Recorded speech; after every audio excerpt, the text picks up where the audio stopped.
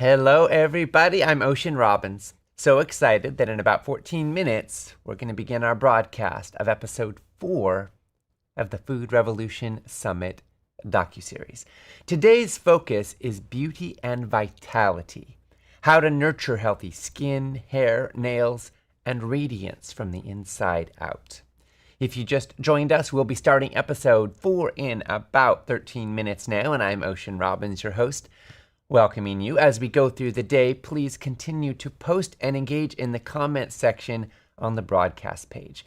Share your top takeaways, your questions, what this all means in your life, and engage with other folks. See what they're sharing, respond, and let's make this a community endeavor together. Barb said, so many lights came on for me during this episode, referring to yesterday's episode on gut health.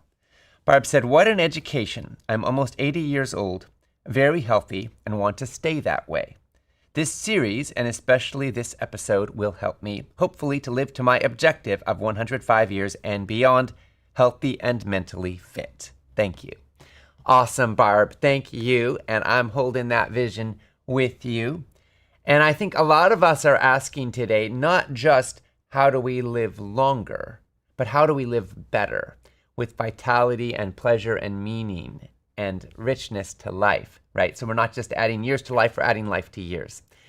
And that's one of the beautiful things about healthy diet and lifestyle. You know, medicine is advancing in all kinds of ways, and it's helping people to recover from illness and survive longer. But only the foundation of health, healthy diet, healthy lifestyle, the way that we live, can help us to really, truly live better, more satisfying, more fulfilling lives. Sylvie said, a big thank you to FRN for the replay. I would have missed yesterday's episode. My key takeaway was the habits one can practice to enhance digestion. I love to eat hot foods fast, and I don't notice when I get filled up. Looking forward to the next episode. Thanks so much, Sylvie. You know, it can take a bit of time for food to reach into the belly and then to send the signal of satiety back up to the brain. So when we eat super fast, we can overload our system. So how wonderful that you're learning to slow down and practice listening to your body. A lot of us are learning to slow down in a lot of situations because we live in a world that seems like it's getting faster and faster all the time. And learning to breathe and to pause and to bring more presence and depth to a moment rather than just racing through it can be a wonderful opportunity to savor life more, to savor food more, and then perhaps to make wiser choices along the way. Dana said, thank you, John and Ocean, for all that you're doing to change lives and our planet. I'm enjoying everything that I'm learning in the summit, so much so that I've become a member of Whole Life Club. Wonderful, Dana. Welcome. For those who don't know, Food Revolution Network has an ongoing membership community. It's called Whole Life Club, and it delivers wisdom and recipes and community on an ongoing basis. There's about 10,000 members. And the goal of Whole Life Club is to create a wind at the back so that you don't just get inspired for a day or a week or even a month, but you keep making progress steadily and incrementally towards your health and life goals. So there's over 1,000 recipes. There's an incredible resource kit of action hours and interviews with amazing experts. And there's new content coming out every single week with recipes and expert interviews and action steps and videos. And every month kind of has a theme, like a mini course, so you can keep making progress on the areas that matter the most to you. So Whole Life Club's an amazing community. And when you get an empowerment package, you actually get an opportunity to join in for 30 days completely for free, which is an amazing opportunity. Charlene said, all the content these past 3 days has been wonderful. I've learned quite a bit, and I've been putting pieces together. Everything's making a bit more sense. I just got the empowerment package, though it was a squeeze on the budget. The ability to ask questions and get answers is invaluable. Looking forward to the coming days. Charlene, I'm looking forward to the coming days too, and I'm so glad that you're here with us. Sharon said, thank you so much for this series. I've had some major health challenges, including mild cognitive impairment. I'm a now retired nurse due to this. I also have reflux, high blood pressure, anxiety, and depression, and take meds for all of these. I started to take on a veganish diet to help my IBS, and it really helped, though I still have some inflammation in my gut, so now we'll go completely. This has been such an empowering series in that I know that I can make a big difference in my health and possibly for my husband, who has stage 4 clear cell renal cell carcinoma, so may be able to help him too. I have trouble taking notes during the presentation, so I'm taking as much as I can by rewatching episodes. Thanks so much for the replay so I can do this. Thank you for all you are doing for all of us and our planet. Well, Sharon, thank you so much for being here and also for listening, for what you can learn to support your husband in his journey. I'm sorry that you and he are both struggling with so many challenges. And I appreciate that you're diving in. And of course, I'm glad you're making use of the replays. We want to make it a bit easier for you so that you don't have to take notes, so you can listen and listen and listen and keep learning and relearning and applying as you go through life. So we're going to gift you with an empowerment package. Our team will follow up with you. So make sure you check your Facebook Messenger messages for a message from our team, and we will be in touch. Congratulations. I know you and your husband will put it to good use.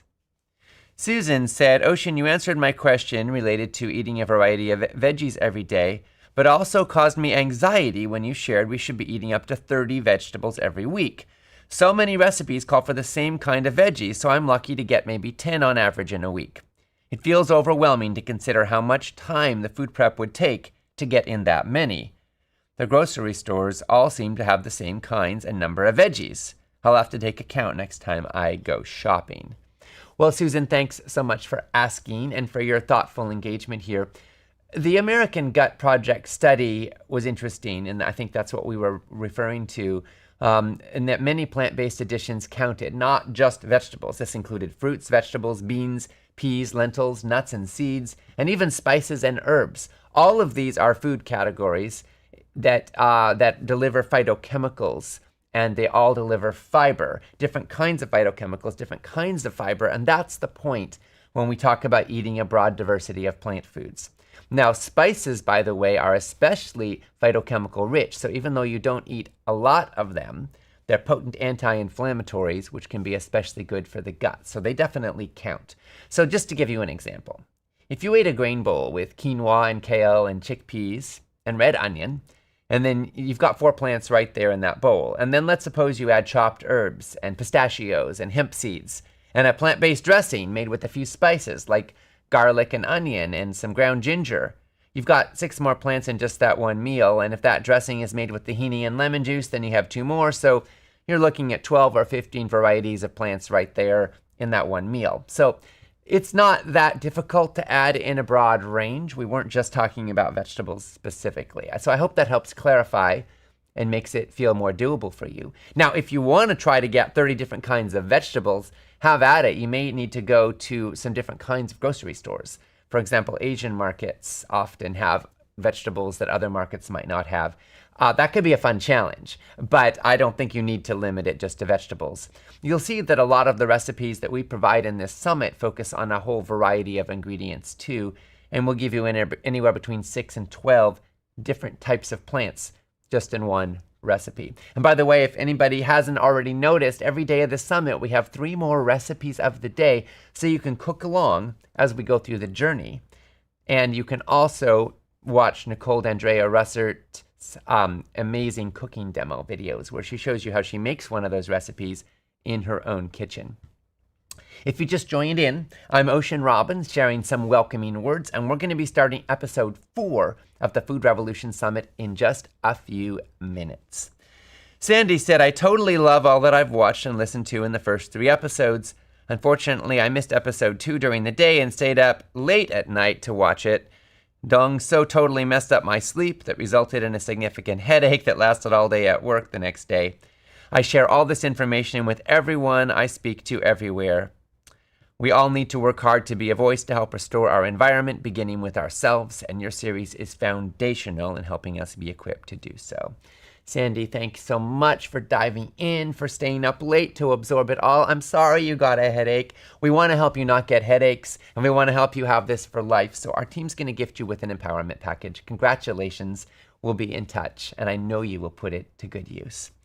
Hillary said, is it possible to heal osteoporosis and have broken vertebrae on a meat-free diet?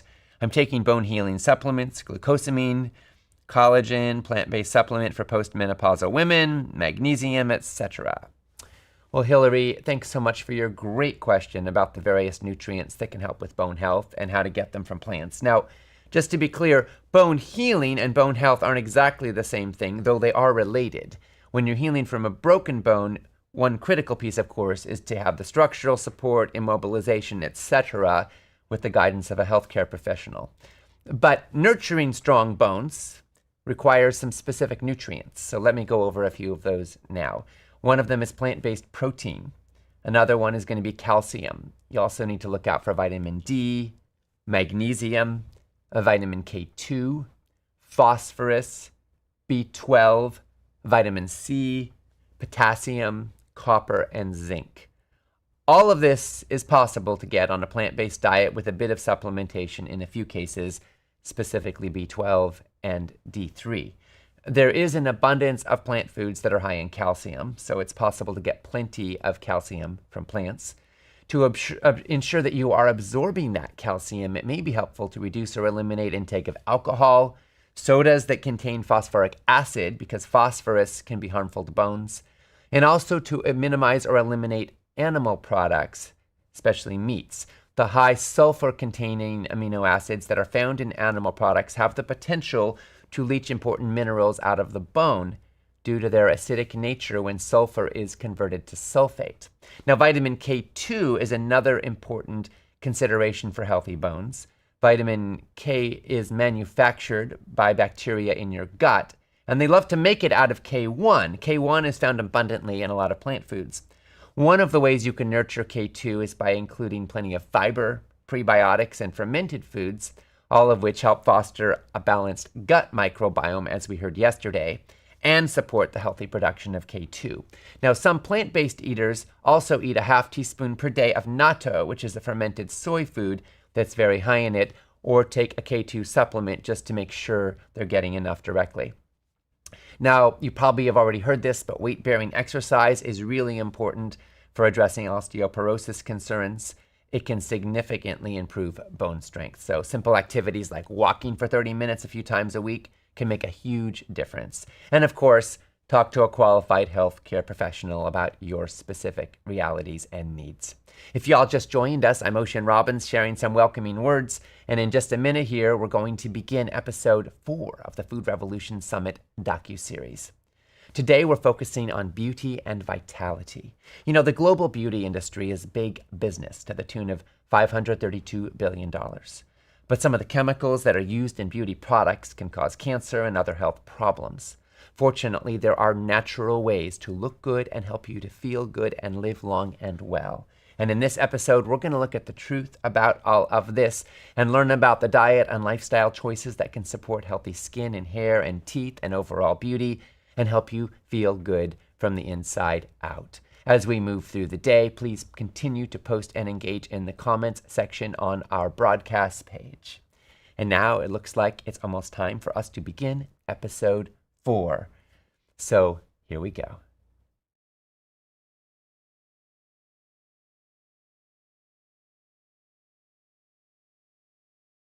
It's time for a food revolution. The food revolution is impactful. The food revolution is transformative. Compassion. It's time for a food revolution. The food revolution is life. The future of medicine. Long overdue. It's time. It's time. It is time for a food revolution. The food revolution is our future. It's power to change the world. And it's available for everyone. It's time for a food revolution.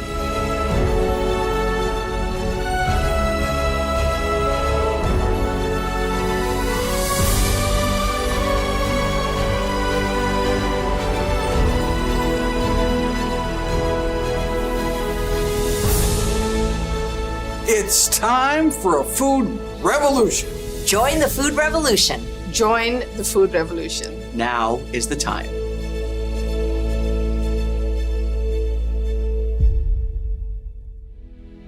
Today, we're going to explore how you can incorporate healthy choices that can help you look your best and feel beautiful from the inside out. We will be bringing you some of the world's leading experts in dermatology, in health and wellness, and we will provide you with the latest information on foods to support your body's circulation of beauty-boosting compounds. Our goal is not only to help you to avoid illness, but also to increase your natural glow, your magnetic presence, and your vitality.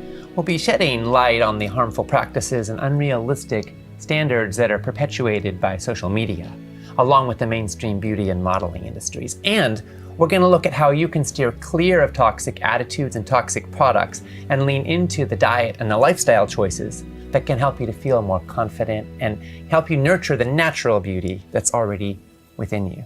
I'm John Robbins. And I'm Ocean Robbins, and you're watching the 2024 Food Revolution Summit.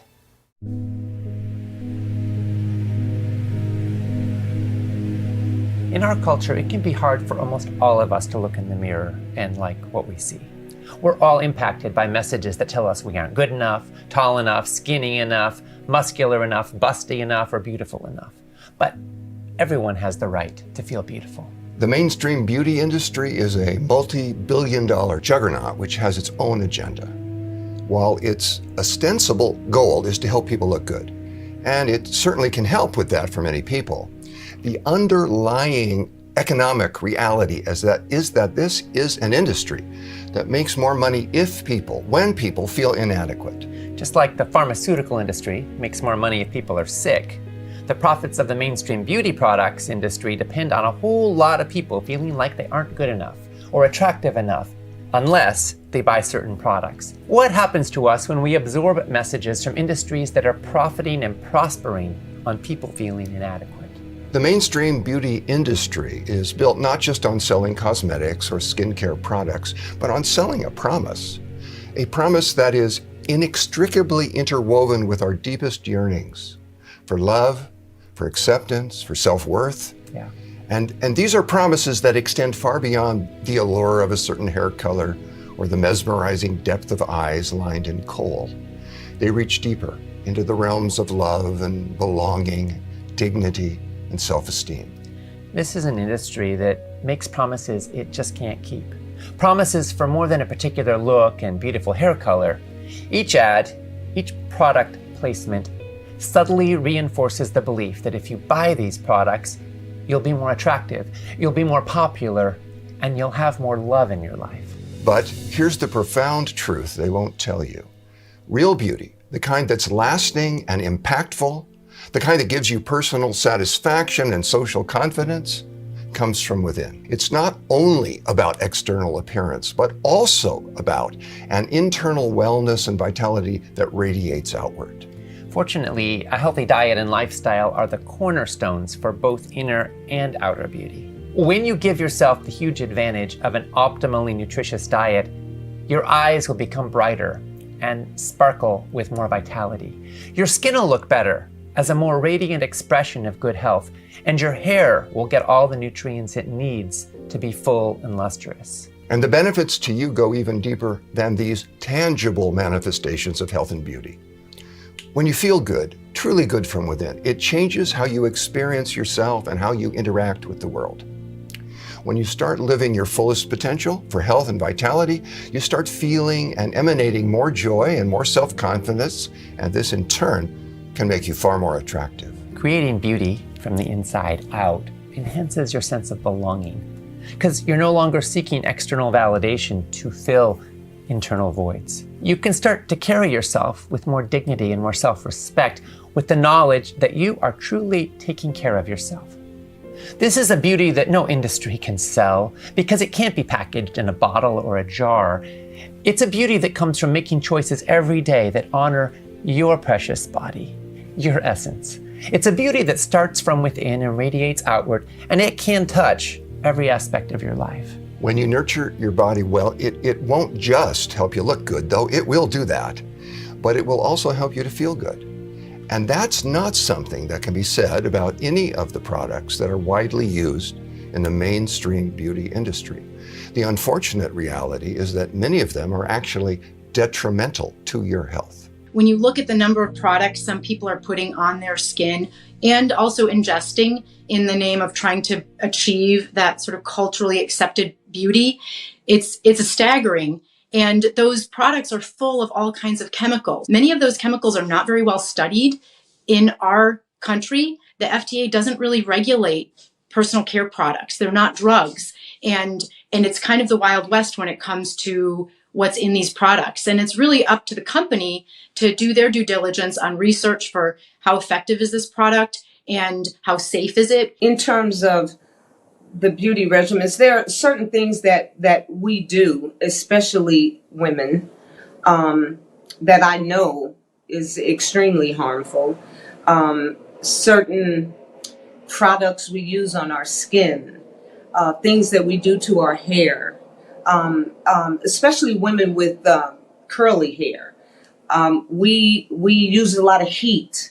We use a lot of chemicals, dyes, all of this kind of stuff. Come on, you know that stuff is not that great for us. Toxic chemicals linked to cancer, to birth defects, and to learning disabilities do not belong in products you apply to your body. And yet, tens of thousands of chemicals in billions of dollars worth of products are barely regulated at all. This is one of the uglier sides of the beauty industry. In the US, the Food and Drug Administration, or FDA, cannot require companies to submit safety data before they market a product, and it cannot require them to adhere to basic manufacturing standards once they do. Companies are under no obligation to report problems or any adverse effects that consumers may relate to them. And unfortunately, this leaves federal officials almost completely powerless to regulate the makeup, the lotions, the toothpastes, the deodorants, and the other products that often are applied to the most intimate parts of the human body. And it allows U.S. companies to use toxic chemicals that have been banned by the European Union and many, many other nations. In the US, there is no requirement for many of these chemicals to be disclosed on the package, even though some of them have been proven to be endocrine disruptors, developmental toxicants, even carcinogens. And others have been shown to cause reproductive and neurological harm and developmental delays. Fortunately, there are also some beauty products that are made with conscientiousness and care using safer ingredients.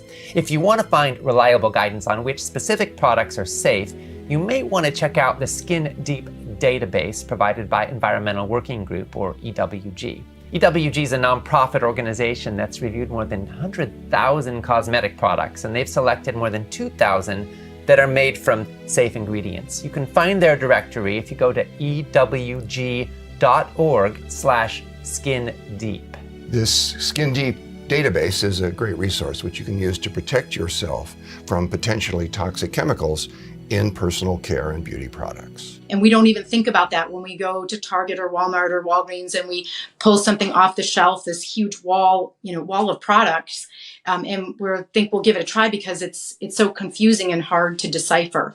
Like what's going to be good for our skin and what's going to give us the outcome we're hoping to achieve. And then all of those packages have images of young people, usually young women, who have been airbrushed and have been enhanced. The photography has been enhanced.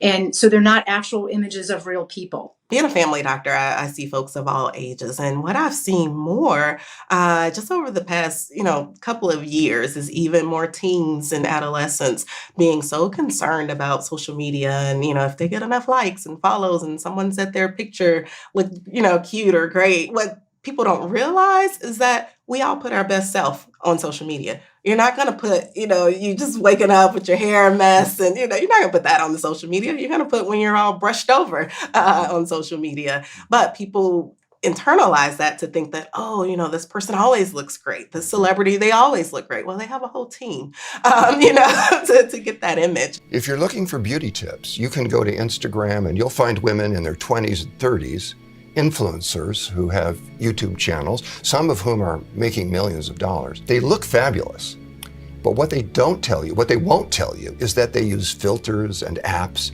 that enhance their image, modify their faces, remove all the wrinkles and bags, and create literally unattainable beauty standards. And similarly, movie stars are often made to look a lot younger than they are and a lot more attractive than they are. And this is part of the problem we're trying to address here because it feeds into the body dysmorphia and self-hatred that a lot of us are experiencing today. We want to replace the cultural message that says we should all look a certain way with the understanding that we each have our own unique beauty. Our view is that you'll be most attractive if you aren't trying to emulate the photoshopped and airbrushed images, but instead are finding and expressing your unique and distinctive beauty in ways that make you feel fully alive, that make you feel happy, that make you feel good, that light you up.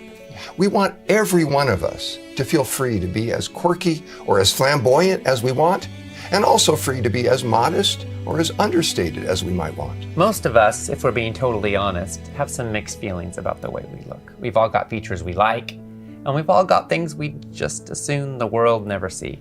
But what happens to us when we glamorize airbrushed images of models captured in perfect lighting with perfect makeup? We all have the right to feel beautiful and to take steps to look our best. But what happens when you're taught to feel you're not good enough? What does that do to your sense of confidence? What does that do to your self-respect? What does that do to your ability to be comfortable in your own skin?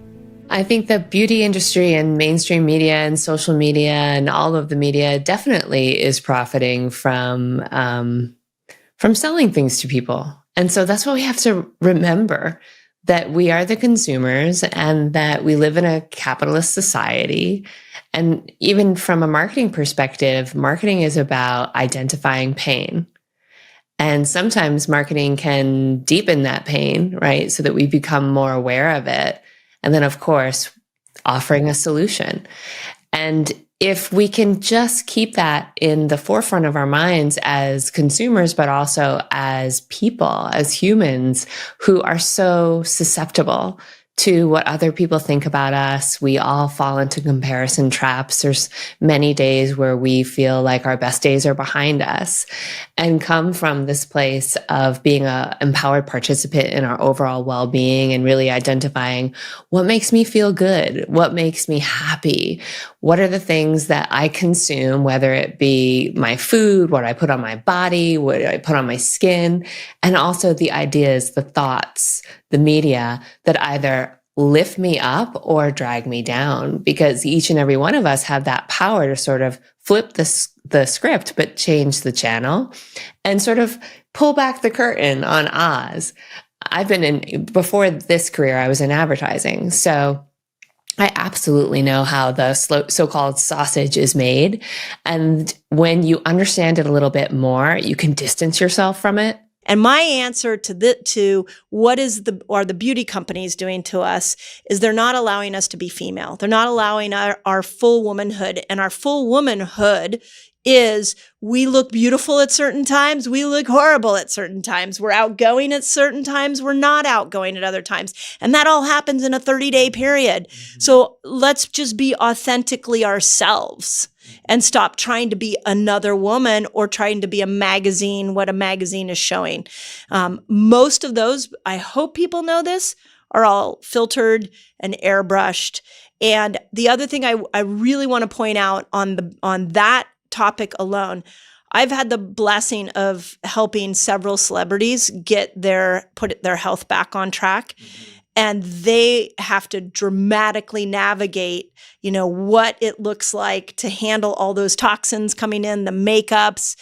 They have the same, they have the same insecurities. They have the same concerns that every woman has. Mm-hmm. And then we put them out there as this is what you want to look like, but you're not seeing the behind the scenes of the same struggles they have. Many industries exploit and prey on our vulnerabilities. But the beauty industry uniquely depends on you feeling inadequate and unattractive. It's a little known fact that a very high percentage of the world's most famous and highly paid models engage in disordered eating. They're constantly told to lose weight, even though many of them already have a BMI that would classify them as distinctly underweight. So they end up skipping meals, abusing laxatives and diuretics, and self-inducing vomiting after they eat. And these practices are incredibly common among the models presented to us as the feminine ideal. Some of these models have died in their 20s because of abusing themselves in this way. It's so ironic in our current culture. carrying excess weight is stigmatized and shamed, when if you think about it, it's a very adaptive state of being. To have a body that readily and easily packs on extra pounds means you're living in a body that is supremely adapted for an environment where there's going to be a significant food shortage through the winter. The reality is that certain bodies just pack on extra pounds. That's what they do. And other bodies resist those excess pounds. And a lot of my work as someone who does have a body that is more prone to carrying excess weight, and I was living with clinical obesity by my mid-20s, I know acutely and profoundly the psychological burden of not being able to control my eating, not being able to control my weight, feeling like I could succeed at everything in life, including being happily married and getting a PhD and running a marathon, and I couldn't handle my weight. I think for a lot of people, it feels like you're failing at life if you can't manage your weight. Unfortunately, the lengths you have to go to manage your weight if you live in a body that is predisposed to packing on weight, the lengths are great. We've known for a long time that young women are prone to or are at higher risk for eating disorders, whether it's anorexia or bulimia, but also emotional or binge eating. And I fear that in this day of social media, it's just become worse. Because if you think about what social media is, it's an expression of our best that we want to show the world. Mm-hmm. We don't show our bad days or difficult days. It's always the best. And if you're a teenager or a young woman looking at that, I think the pressure was always there from glossy magazines and what women should look like, what female beauty should be like. But now it's there 24/7 in the palm of our hands, in the smartphone. Girls are constantly inundated with pictures of other girls or women, what beauty should look like. And I think it's very difficult for young women, mm-hmm. even more so than it already was. Mm-hmm. And I think it's impacting their health. I think there's so much pressure to be a certain size, to look a certain way. And a lot of girls inevitably are turning to dieting and maybe not so healthful ways of dieting. They often will end up starving themselves. That's what we call anorexia. They stop eating. Or bulimia, where they eat a lot, but then they try to purge that in some way, whether it's self-induced vomiting or laxative abuse or diuretic abuse. And then we're seeing increasingly it's being recognized binge and emotional eating is a problem for young girls, where dieting leads to binge and emotional eating, which leads to more dieting and this vicious cycle. Mm-hmm. And unfortunately, it doesn't seem to stop in teenage years. It seems to continue into adulthood. The consequences of body shaming can be devastating. Most of us know someone, maybe a child, a relative, a friend, or a community member who has struggled with body shame at some point in their lives. Maybe you have too. It's heartbreaking to think of how many perfectly beautiful, utterly unique people are carrying shame and self-hate that's damaging their lives. Women and girls are the most obvious victims of the efforts to make us all feel bad about our bodies. But eating disorders and body dysmorphia are becoming far more common today in young people of all genders, including boys, and people of all ages, including men. In fact, by some accounts, men and boys are now even more likely than females to have a binge eating disorder. And by the latest estimates, they account for about 15% of cases of anorexia. At one time, it was thought that boys were not nearly as worried about the size and shape of their bodies as girls were about theirs. And that might have been true at one time. But then researchers realized they'd been asking boys the wrong questions. They'd been asking them questions that were relevant for girls, which generally were questions about whether they wanted to lose weight. When researchers started asking boys about having a more lean and muscular body, they soon learned how miserable many boys were with their body image. If you think about the original Batman and Superman actors like Adam West for Batman, and you think about the Marvel superheroes that are portrayed now in Hollywood, they're like really big and bulky, much more muscular. And there have actually been studies that have looked at trends in male action figures over time and have found that even if you look at the Batman action figure from 30 years ago the typical action figures that boys play with today are significantly more muscular than they were decades ago. Not that long ago, the male actors who were iconic were men like Paul Newman and Robert Redford. Handsome, certainly, great looking guys. But today, it's extremely common for the male leads in American movies to be massively muscular. Movies and magazines now regularly display bare-chested men with impossibly chiseled physiques. We see action stars like Dwayne "The Rock" Johnson or Arnold Schwarzenegger, whose admitted use of steroids led to open heart surgery. Sylvester Stallone, who overtrained so much that he permanently damaged his voice. Well, boys and men often feel inadequate compared to the impossibly muscular bodies of famous actors and bodybuilders. Many of the men they admire have, in fact, caused themselves serious and permanent damage. The list of bodybuilders who have died, often in their 20s and 30s, from the use of anabolic steroids and human growth hormone is painfully long. I wish every man at any age all the best in his efforts to care for his health and his body. And weightlifting can be a wonderful and healthy practice. But please never forget that the size of a man's heart and the strength of his wisdom is far more meaningful than the size of his biceps and the weight he can bench press. This is all, of course, totally familiar to women who've had their bodies judged, policed, and assessed for years. People of every age and every gender are being damaged by self-deprecation, body shaming, and eating disorders. And it doesn't help that we've got a beauty industry whose profits actually depend on people feeling that they aren't attractive or lovable as they are.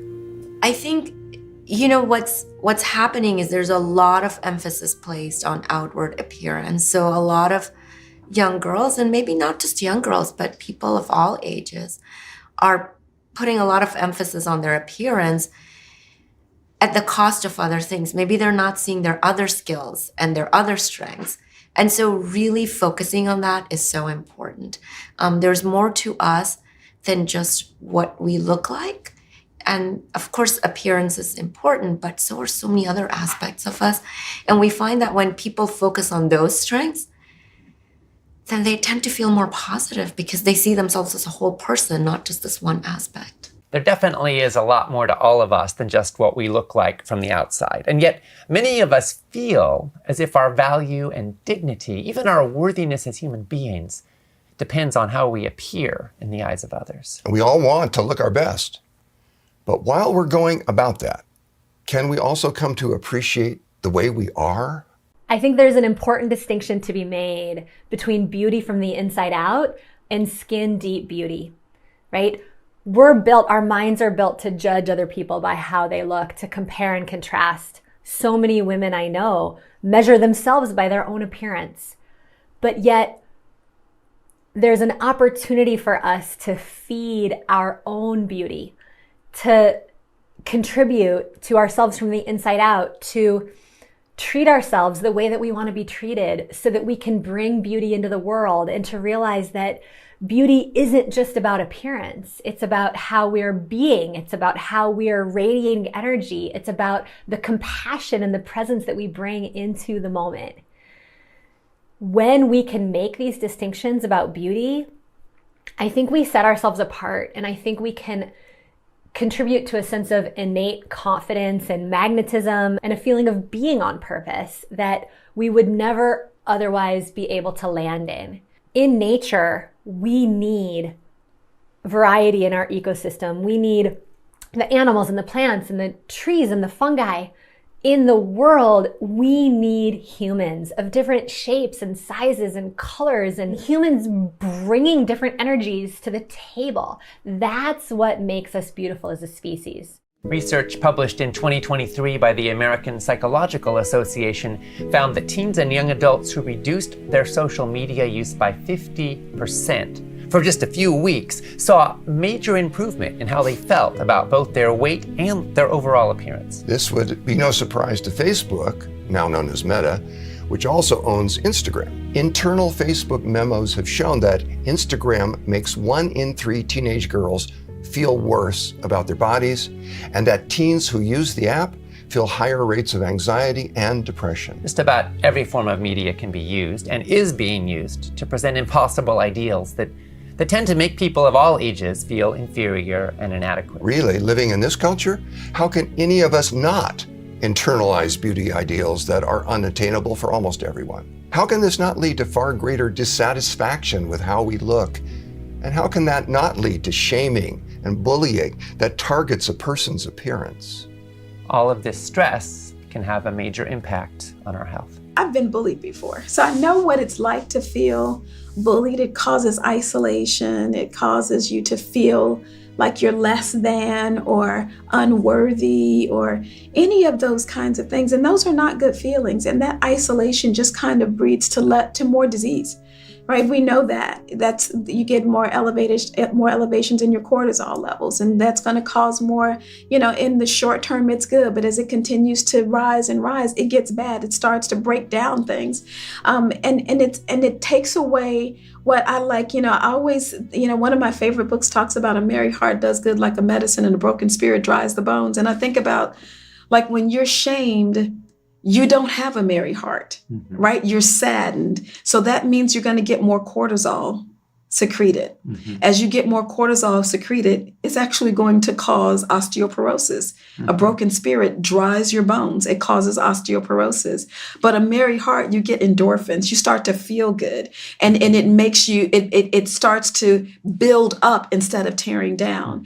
And so when you see people like that shaming and, I don't know that we'll ever be able to get rid of that, but I think we have to try. Interestingly, the ones that try to shame us and critique us into changing are usually a part of ourselves that we call the inner critic part, right? A lot of us wanted to change badly and maybe had an adult figure in our life that used to criticize us. A lot of us did. And we developed a protective part of ourselves that's trying to, it's trying to help us. It's trying to help us be happy and well and liked and thriving, right? But that part of ourselves inside of us shames us and criticizes us into trying to do better. And it's not an adaptive strategy. As a matter of fact, that shame spiral is what a lot of people eat over. The internal anxiety of it is so intense that the numbness that's produced by eating these addictive foods that flood the brain with dopamine and produce a euphoria and a release very similar to a little bit of opium, using a lot of those same neurotransmitter receptors in the brain, they seek that relief with food to escape that criticism. So ironically, not only does it not work, it produces often the opposite effect and weight can go ever higher. So if you were speaking to a young woman who's struggling with body shame and not feeling so good, and you're wanting to show her what's possible, what would you say? First, I think it would be important to share with her that she's not alone, that this is a very common issue. Many young girls deal with it, and there are many reasons they deal with it. Secondly, I would want her to know that there's help, and it's important to get the help. I would also want her to know that there are many things going into this, including social media, including our culture, but also the food. Our food culture has changed from what it was 30, 40 years ago. And that highly processed foods that are high in animal products, low in fiber, low in plant foods, this is all contributing to that. And that learning more just about nutrition can be powerful. We make choices every moment of every day that can either contribute to our inner beauty or take away from it.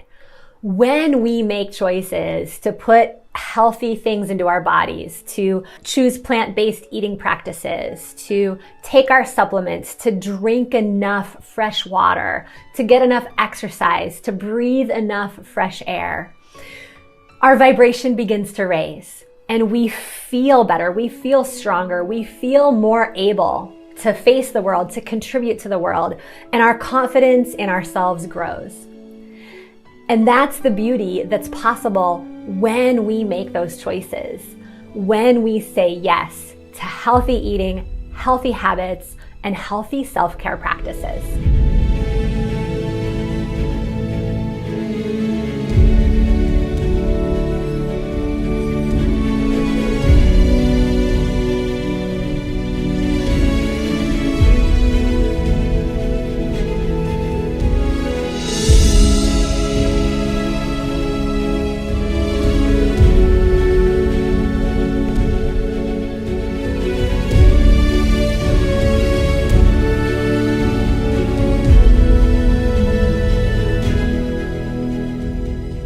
It's a wonderful fact that your food choices can help you retain a glow of health and your authentic beauty at almost any age. And that's true even if you've eaten poorly for years. Although you may think of your body as a permanent structure, most of your body's tissues are in a constant state of renewal.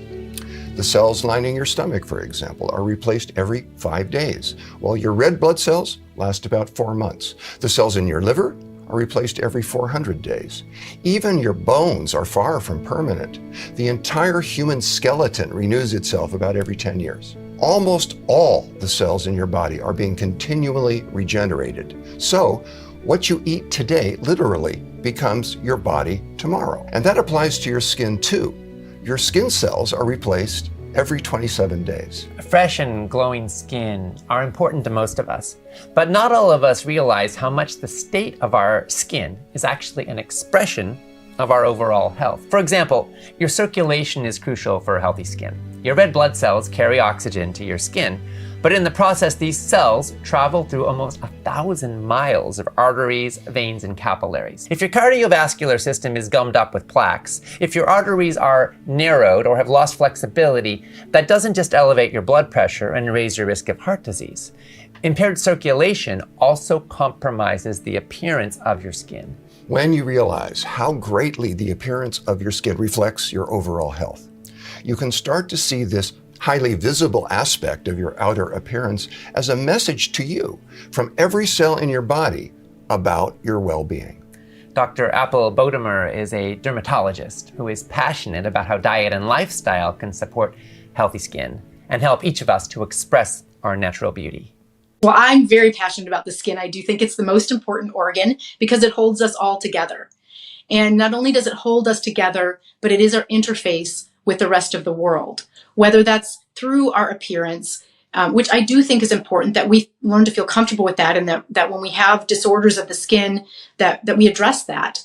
But also it's how we touch, it's how we receive touch, it's how we sense the temperature, it's how we kind of get a sense of, is this place safe for me? And even at sort of a more kind of psychological level, when we are scared, our nerve endings kind of become on end and our skin becomes a lot more sensitive to temperature and things like that. So it really is kind of the information we get from the world comes through the skin. And then the way we interact with the world is also through the skin. So it is a lot more than just skin deep and just what you look like. Skin also is a really important area where we have kind of a barrier to the outside world for invading things like toxins, chemicals, microbe invaders, bacteria, yeast, fungi. So that helps protect us from those things kind of getting in. And in order for that to work well, we need a good immune system. And the immune system is all over the body, but there's a lot of immune cells involved in the skin health and skin function. We also need to have a really good, solid skin barrier. So we have this epidermis, which is made up of several layers, and the outermost layer, they're mostly dead. Those keratinocytes are mostly dead and they're just getting ready to slough off, but they're not inert. They are connected to each other, and there's a substance between the cells. So think of it kind of as a brick wall with mortar kind of connecting the bricks to each other. And when our skin barrier gets disrupted, those spaces become a lot easier to penetrate. And it also becomes a lot easier for moisture to evaporate. So that sets us up for dry skin. And when our skin is dried and our skin barrier is not effective, that triggers those nerve endings that are close to the skin. We have a lot of tiny little nerve endings in the skin, and that can cause itch and discomfort, pain, all of those things. So having a good, healthy skin barrier is really, really important. So if you want to know what the inside of your gut looks like, go look in the mirror. Go look at your skin. Go look at the skin on the outside of your face, on your arms. Your skin is a live, breathable organ, and it tells you what's going on inside the gut. So and there's actually a microbial communication between the skin microbiome and the gut microbiome. So when we toxify the skin, we're toxifying the gut. So if you want to look beautiful, you want your skin to look beautiful, start with what you eat. Start with nourishing your gut, changing that microbiome, and you will see it on your skin. You'll see it in the color of your skin.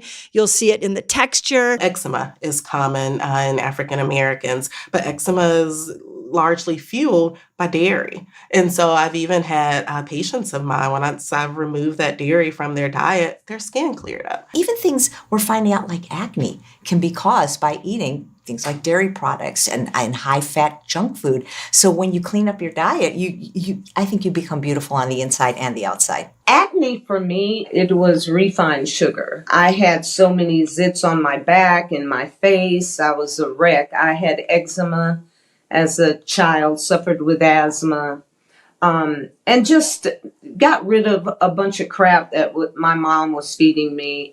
Refined sugar. My mother put sugar in absolutely everything. She had a reason for it. Born in 1916, sharecropper.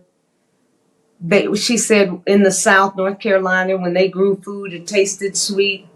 Comes to California, food doesn't taste like that anymore. So she discovers sugar and accent. That was another one she had. That was a hot mess. But the refined sugar just did me in, and dairy. Refined sugar and dairy just really made me suffer as a child. Hearing Chef Babette talk about how her skin was affected by the sugar and the dairy she ate during her childhood strikes a chord in me, because as a child I also had very flawed skin with bad acne throughout my adolescence.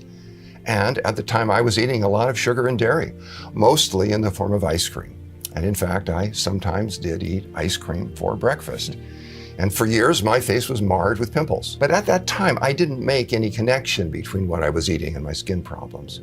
I was taken to dermatologists who did procedures on my face that were of little help, and they sold various expensive products that didn't do much, while never mentioning anything about what I was eating. But when I stopped eating ice cream and stopped eating almost all sugar and dairy, my skin completely cleared up. I'm so glad you got that transformation. And it must have been really hard growing up, feeling ostracized for the way that your skin looked. Yes, it was, Ocean. And unlike me, you grew up eating a whole foods, plant-based diet, and I don't remember seeing you have any skin problems. No, I really never did. And at the time, I kind of took it for granted. But now, I think it's another example of how fortunate I was to grow up eating such a healthy diet.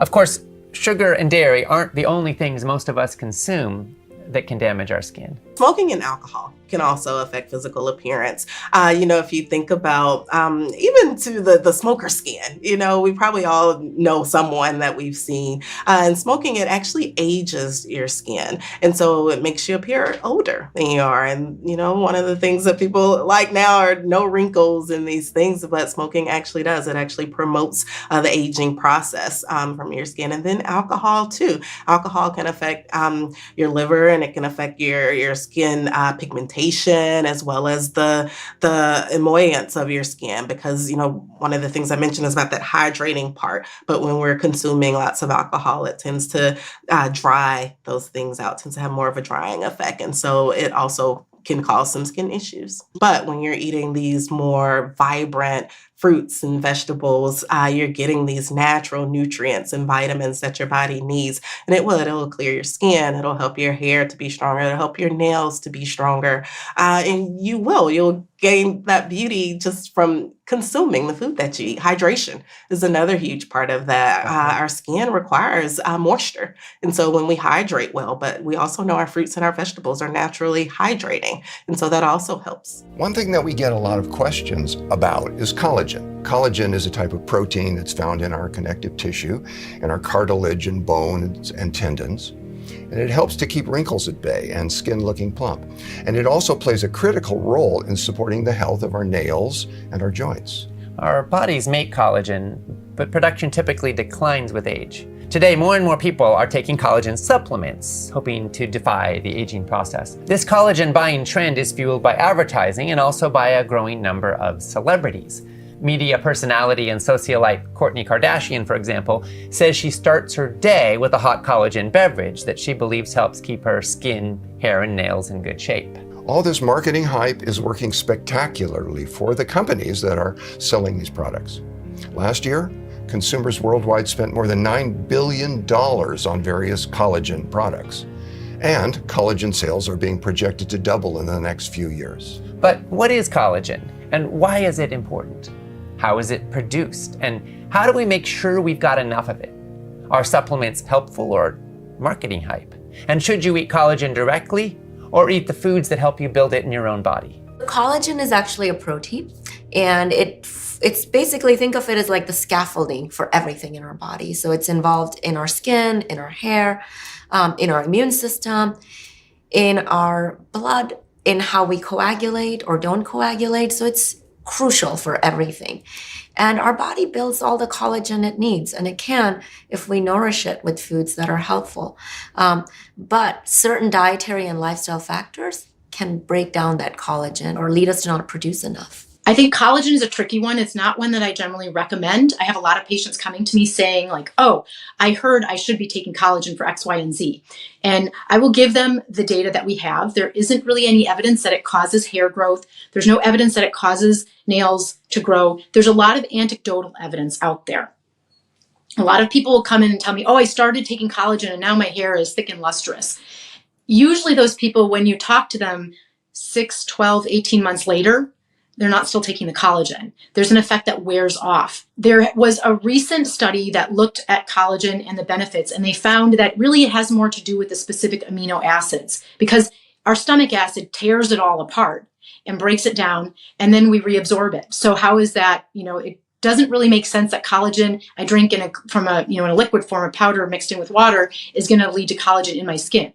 But these specific amino acids might. And pea protein has those amino acids. And so that's something that is a lot of people eating plant-based are concerned about, because we're not eating collagen directly. But we don't need to eat collagen directly. Our bodies manufacture collagen quite efficiently if we're getting enough protein, if we're eating enough vitamin C. And for me, those are the two key nutrients for collagen. So first of all, vitamin C is really important for collagen to be produced. And foods that are rich in vitamin C are usually fruits, vegetables. People often think of oranges or grapefruit, but even cabbage, Brussels sprouts, kiwis. So almost all vegetables and fruits have vitamin C, and vitamin C is essential. And we know without vitamin C, we can't produce the collagen, and that can lead to dire consequences. But some foods are harmful. So for example, we know fried foods, processed meats, those also lead to more increased collagen breakdown.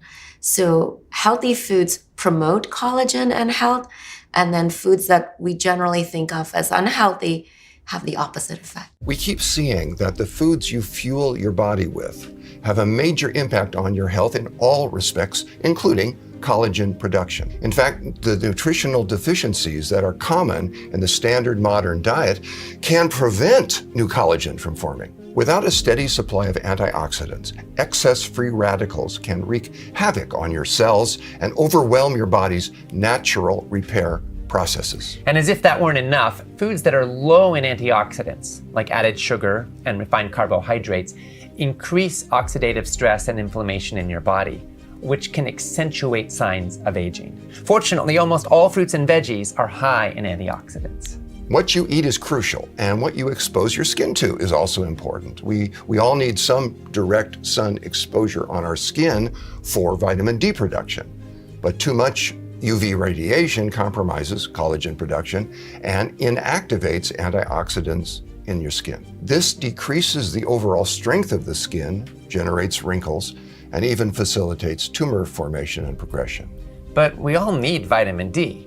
Can modest amounts of sun exposure be healthy? And what about for lighter-skinned people? So when we're talking about vitamin D, yes, I think some sun exposure is healthy, and it's not good just for vitamin D, but it's also good for our mental health.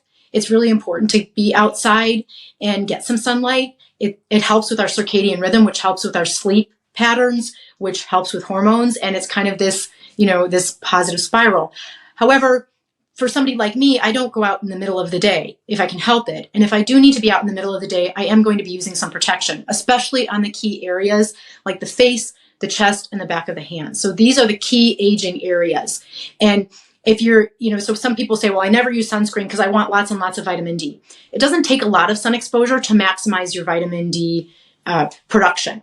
About 10 minutes of a forearm, and most of us are not using sunscreen adequately enough to get full, complete coverage anyway. So most of us are getting enough. And there's also an issue is we don't all make vitamin D adequately. So for some people, no matter how much time they spend in the sun, they're still not going to be making enough. And especially people of Northern European descent, I think we've evolved to kind of live without a whole lot of sun, and we've lost some of the pigment through the evolutionary process that would protect us if we needed it. And I see all the time farmers that come in that have been in the sun their entire lives with like zero protection. And I'm cutting skin cancer after skin cancer off their face, and I check their vitamin D levels and they're like tanked. And that doesn't really make sense to me, but that does tell me that there's a lot more to the story about vitamin D than just, get some unprotected sun exposure. So I do think supplements can be really useful. I think it's worth checking. So it's not something that I like to just blindly supplement because and I think we do need to keep on top of it. I think with a lot of things, vitamin D, we probably have a sweet spot. We have a normal range. And I do see people go over the top and take so much vitamin D that their levels are undetectable. They're so far outside of the normal range that we can't even figure out how much vitamin D they've got going on in their system. And I don't think that's healthy either. Vitamin D is a fat-soluble vitamin, and it can accumulate in our body. And it can lead to things like kidney stones. And so that's something to kind of be careful about. What about sunscreen? Is it safe to use? And if so, what kinds are best? The chemical sunscreens have come under some scrutiny in the past years, and I think it's deserved scrutiny. My philosophy is to focus on mineral-based sunscreens, and that sunscreen should be your backup plan. So a lot of people use sunscreen as their primary defense against UV radiation, and I view that it should be the backup plan. We should be thinking about seeking shade when we can. We should be thinking about avoiding the midday peak hours of sun when we can, and wearing protective, like wide-rimmed hats, sunglasses with a wide lens, the protective clothing. So UPF 50 is the rating that you want to look for, and that can be a really powerful way to help give you a little extra protection if you need it. And then sunscreen should be there for when those other measures don't work. And when you are going to use a sunscreen, please look for one that's mineral-based. In particular, zinc oxide-based are the ones that I prefer. Titanium dioxide is out there, and it's also a really good mineral sunscreen. It just doesn't do quite as good a job at blocking the whole spectrum as zinc. And so it's good if you're going to have a titanium one that it's combined with zinc in some way, shape, or form, and that you're using it appropriately. We all want to have beautiful, clear skin that radiates well-being. And it turns out that eating a healthy diet with lots of different veggies and fruits may very well be the most powerful thing you can do for your skin. It might actually be a lot more important than any product you can apply to your skin. Some people think of beautiful skin as a miracle, but I think of it as also being a commitment. Good skin tends to come to those who are consistent and conscientious about taking care of themselves from the inside out. Of course, healthy diet and lifestyle are no guarantee. There are lots of other factors, including environmental exposures and genetics, that are at play. But eating well and living well sure can bend the odds in your favor.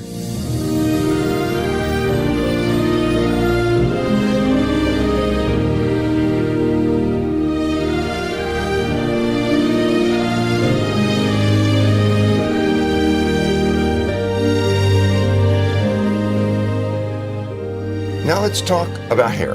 There are lots of evocative statements about hair. Some people say it's a person's crowning glory. Others say their mood depends on how good their hair looks. If they're having a good hair day, they can deal with anything. So what are the factors, as well as diet and lifestyle, that influence how your hair looks and feels? Hair is very complicated. And when we look at the genetics that are involved, it's thousands of genes. There's different types of hair loss. So a lot of people say, like, I just have hair loss. To me, like, well, that could mean one of a lot of different things, and there could be a lot of different causes. But when we think about aging hair, usually for men it's balding, and for women it's thin on top. And their hormones are really important. We call it androgenetic alopecia because we think the androgens are the biggest players, but I think that's not the complete full story because estrogens and progesterones play a huge role in hair health, especially in women, probably more so in women than in men. And men have a lot of testosterone and very, very small amounts of estrogen and progesterones. Women have a lot of estrogens and progesterones, but we also have a fair amount of testosterone, probably so it's not exactly equal when we look at the differences there. But we see, metabolic disease really messes with sex hormones. And we see people who have diabetes or pre-diabetes have polycystic ovary syndrome often. And that premature thinning on top is really common particularly in the diabetic population, in the population that has PCOS. And a lot of times these things all kind of run together. So that the hormones definitely play a big role. I just happen to have really cool hair. I cut it off to about here a few months ago, and it's already grown to here. And I keep the chemicals off of it. I'm very, very simple with it. And I'm just certain that the food that I ingest is just good for the whole. And I'm not that I can actually pinpoint to you exactly what I'm ingesting that's helping this, but I just feel like my diet is conducive to having good hair, good skin. I have both, and it has to be my lifestyle. We have really strong, clear data that dairy can trigger the hormone pathways that lead to not only acne, but they're the same hormone pathways that lead to hair loss as well. And one of the ways that it does that is by directly stimulating insulin-like growth factor. So we often think like, okay, my blood sugar goes up and then insulin goes up, and if people have, that might be more than most people even know, but if people know that, that's kind of usually where it stops. So they think, well, I have to have high blood sugar in order to get high insulin levels. And that's true, but insulin stimulates insulin-like growth factor. And that is the molecule that does a lot of the damage in the body. And dairy just completely bypasses the blood sugar and insulin and can directly stimulate that insulin-like growth factor 1, which has a big effect on hormones and can directly actually affect inflammation at the level of the hair follicle and can stimulate kind of the downward spiral that sort of leads to early hair loss.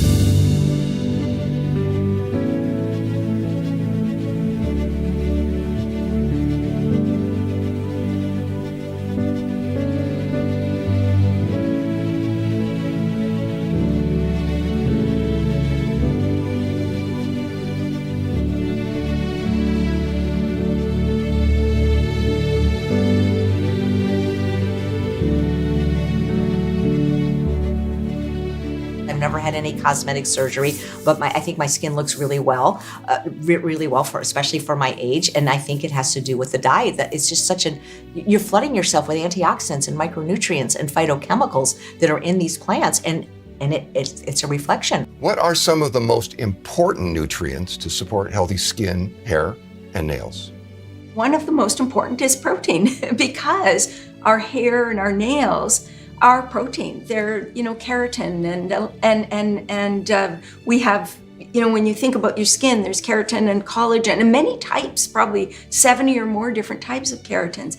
And so these things are made of protein. And so if we don't get enough protein, one of the things that we see happen is we see our hair starting to fall out.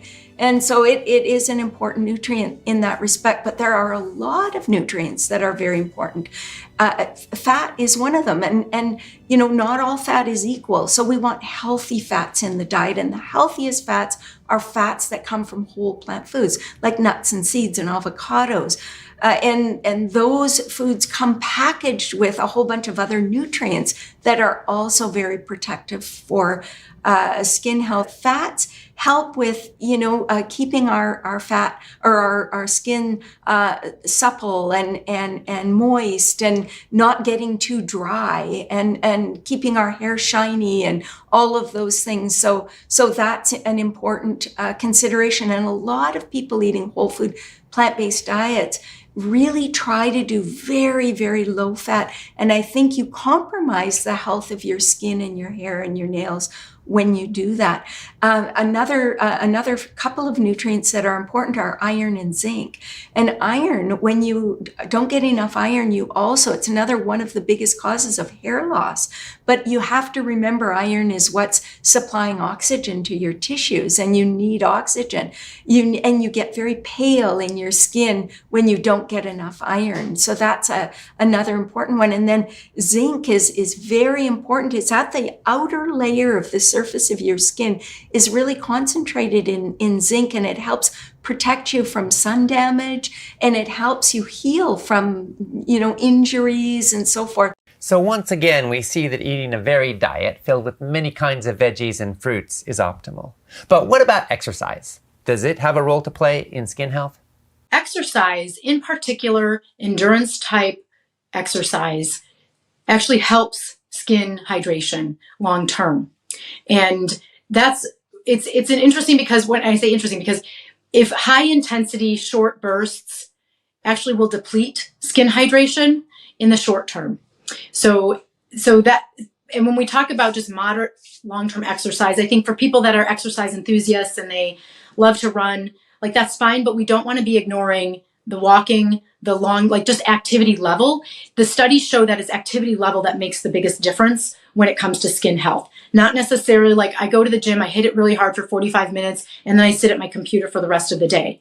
That doesn't really seem to have much benefit for the skin in general. I mean, it's going to have some benefit, but overall we see much greater benefit with kind of longer term, just increased activity throughout the day. Movement. We have to move. It's so important. We have to get up and move. I don't know what I would do. But you know what? Before I met my husband, I might have been on that journey of not moving. You know what I mean? I mean, that's the first thing this man did. Took me to Griffith Park to run the hills at Griffith Park. We went 1,600 feet straight up, and I wasn't doing all that. But once I met him, and I promised myself the day that first date, one of these days, I'm going to stay maybe at a walker's pace, but I'm going to be in a running mode, and I'm going to be able to run this hill. And I can run that hill at Griffith Park whenever I go up there. But thank God, I'm so excited about that. I'm so excited about my energy. I'm so excited that I get enough rest. I get enough water. I get enough chlorophyll. I make sure I get enough chlorophyll, which handles a whole bunch of stuff that's going on. But wow, yeah, movement. Movement is so key, y'all. It is so key. So, hooray for movement. Yes. And what about breathing? We all do it all the time, but is it possible that conscious breathing can change our state, improve our mood, even improve our health? And do you have to be an advanced meditator to benefit from breathing exercises? Or are there simple ones that we all can do? This is a really simple one, and it's really accessible to all of us, but it's breath work. We're all breathing, and it's something that I teach to my patients clinically. And I see patients in a pretty quick clinical setting. I don't have a lot of time, but it's something that I find really easy to teach one-on-one. There's all kinds of tools and information out there. There's YouTube videos. There's a variety of different breathwork practices. And you don't have to have 20 years on a cushion in a dark room for 20 to 40 minutes every day. It's something that you can do at the stoplight, at the grocery store line, in an intermission of a movie or a play or wherever you happen to be. And that I have seen transform people's lives. I've had patients come back to me and we've struggled with their skin and maybe we've made some small improvements, but that practice of inviting them to do organized breathwork practice can really make a big difference, and can make a big difference quickly, because really it is coming back to inside ourselves. The breath is something we take in from the outside, and our body transforms it into something that nourishes us.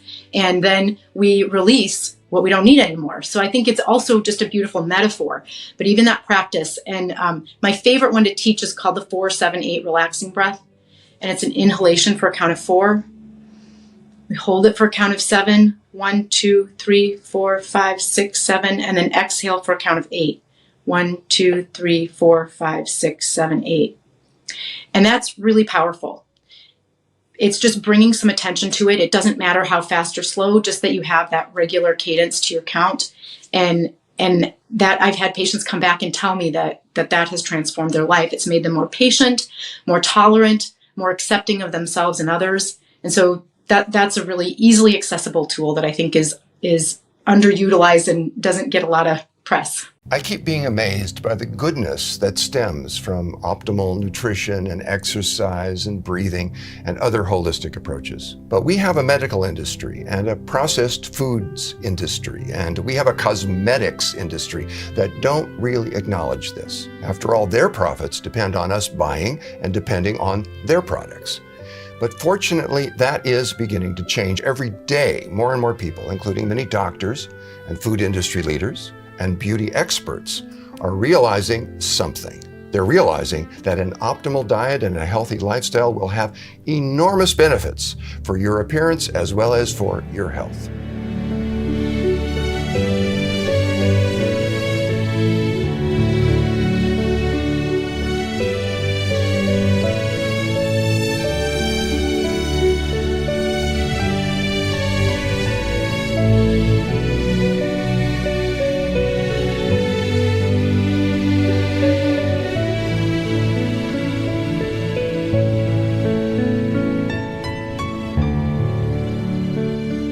Even when we apply all the wonderful self-care and holistic practices, some of us are still beset by inner critics and by emotions like self-hatred and fear of aging. How can we work with the inner voices that undermine our self-confidence and that make it harder to feel good in our own skin? When we're going through those difficult times and we're struggling with the voices in our minds, what I like to do is actually take a step back and say, you know, all of my emotions serve a purpose. And what are they really? They're information. They're information and their energy. And sometimes that energy needs to come out. And other times, if we think about certain emotions, we can say, well, if it's information, what's it here to tell me? What's it here to point out? What's it here to teach me? We can get curious, just like we get curious when we're at the beginning of our food journey. Or for me, when I was newly diagnosed with cancer in my liver and both of my lungs, I was like, you know what? I actually don't know anything about those organs or what they do. Why don't I get curious about them so I can learn how to take care of them? The same is true with our thoughts, with our feelings, with our emotions, with the negative voices in our mind. What are they trying to tell you? And so for me, it's as simple as saying, let me invite you to tea. This thought, this nagging fear that I have, this anxiety, this worry that is really blocking my energy, my flow, my connection to self, come sit down next to me. Let's have a conversation here. How are you feeling? What's really going on? What's underneath that? Again, just like we put on our wellness detective hats with our well-being to understand the root cause, we can do the same with some of the thoughts and emotions that we hold or we carry that block us from the love and the joy that we want. And then we can learn how to befriend them. We can learn how to be in communication with them. You know, one of the things that I like to do each day is in my journal, I'll start with the question, how do you feel?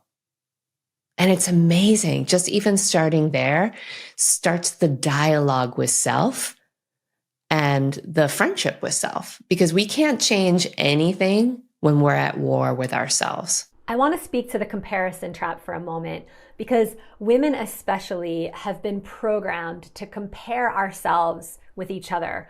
Are we skinnier? Are we thinner? Are we taller? Are we shorter? Are we younger? Are we more beautiful? Are our eyes bigger? It's such a trap. I work with women from all over the world, and I so often hear women say, I want to get on purpose. I want to start that business. I want to make that career move.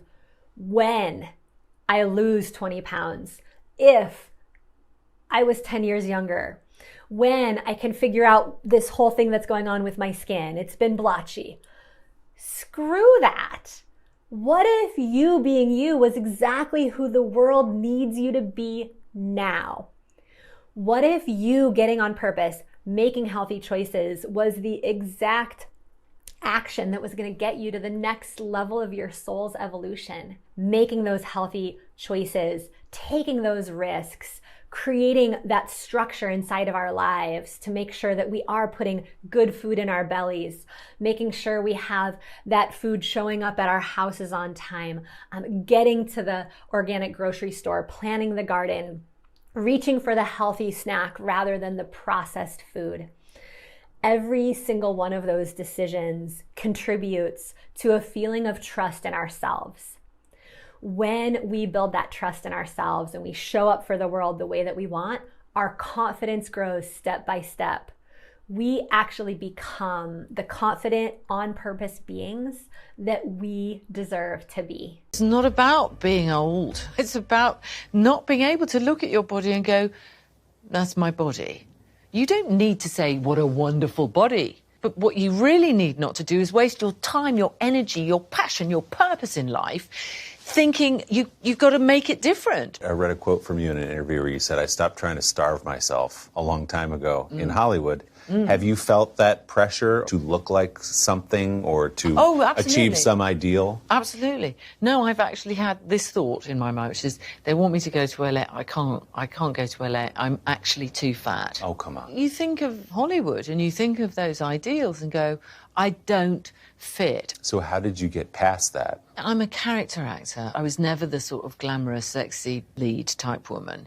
If I've read a script which described the person as beautiful, I would stop reading it. But that's a relief more than anything, right. You know, because then I get to play things that I think are more interesting. Doing good and feeling good. Okay, so there are two parts to that, I think. First of all, when I'm eating well, nourishing myself well, I'm doing really good nutritionally. I'm feeling awesome. The other is knowing who I am, accepting me, being able to look in the mirror, and when I need to take responsibility for my thoughts, my actions, my words, being okay with doing that too makes me feel good.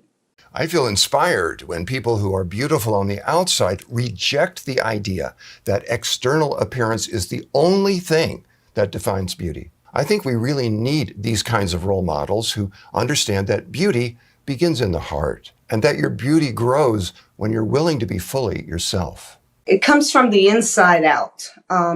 We are pretty much all over aesthetics on our planet and very into what a person looks like, and that says beauty, but it doesn't really say beauty as far as I'm concerned. I mean, you can be gorgeous looking aesthetically and a demon on the inside. So beauty starts in the heart, as far as I'm concerned. Well, beauty has had many different meanings to me over the course of my life. So I think, when I was in my 20s and 30s and I was a young actress living in New York City, beauty was very external because for me, that would be part of how maybe I'd get a job. If I looked good enough, if I sounded good enough, if I presented well enough, maybe somebody would choose me, right? And of course, that's a very, very dangerous connection to so-called beauty. I am 52 now, and I would say that beauty to me in this decade, in this chapter of my life, is really loving myself more and welcoming the parts of myself that I didn't used to think were beautiful home and giving them a seat at the table. The older we get, I think the more opportunity we have this when we're young too, Ocean, but I don't think many of us take the opportunity or really realize that we have it.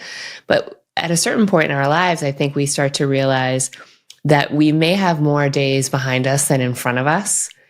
And when we think about things like feeling good and feeling whole and being happy in our hearts, I think I know for myself, it drives me more than what I used to attach to a sense of beauty or even accomplishment or what success looks like. So in some ways, if we were to boil that down, what does it mean? It means being willing to be more ourselves, fully ourselves, all parts of ourselves.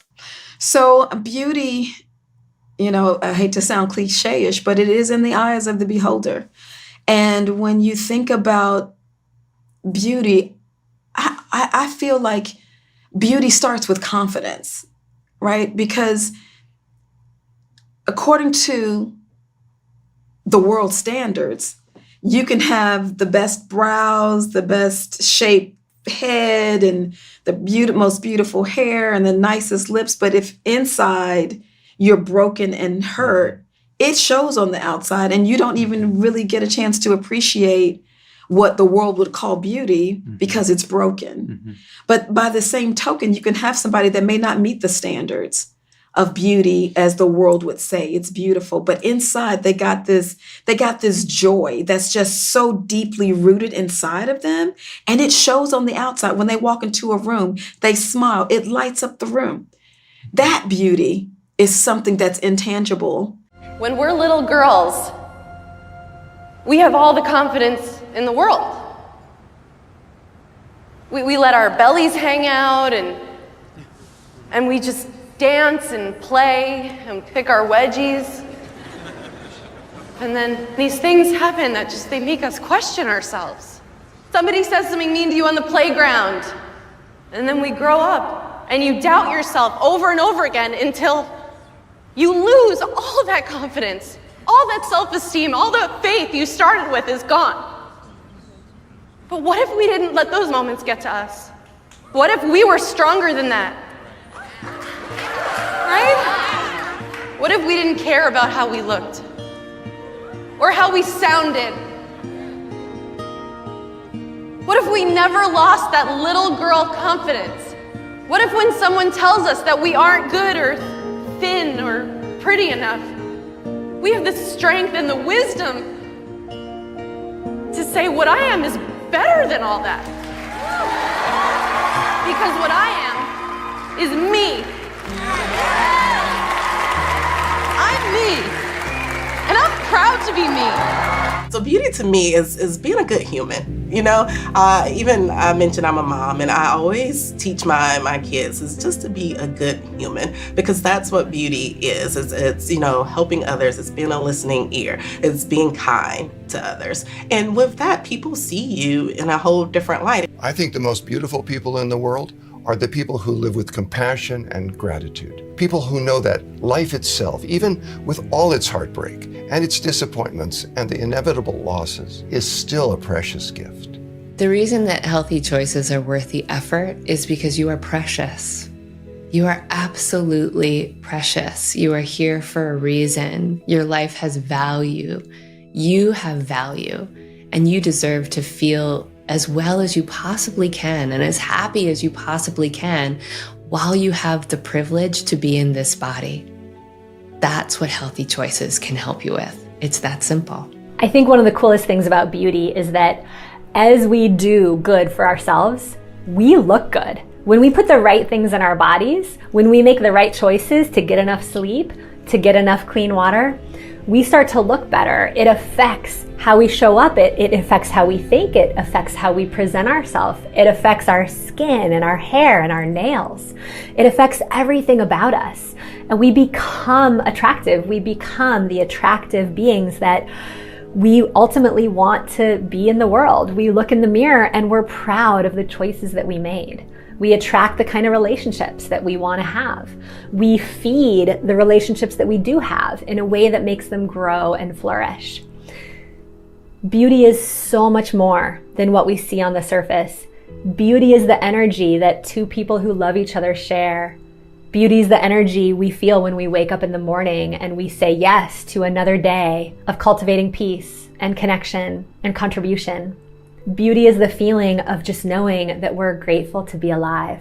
Being grateful and not just speaking the words out of your mouth that you're grateful, but when you embrace yourself and the oneness and the beauty that you are, when you embrace that and you actually take care of it and love it, not just say you love it, but really love. I love the hell out of me. And I am so grateful for this human experience. I really am. I just think it just makes the whole thing called life worth living. I really do. I really do. Loving self. Just come on, look at what a gift we have. I mean, we come in all colors from all over the planet. We're everywhere. We dress certain ways. We speak different languages. What a gift.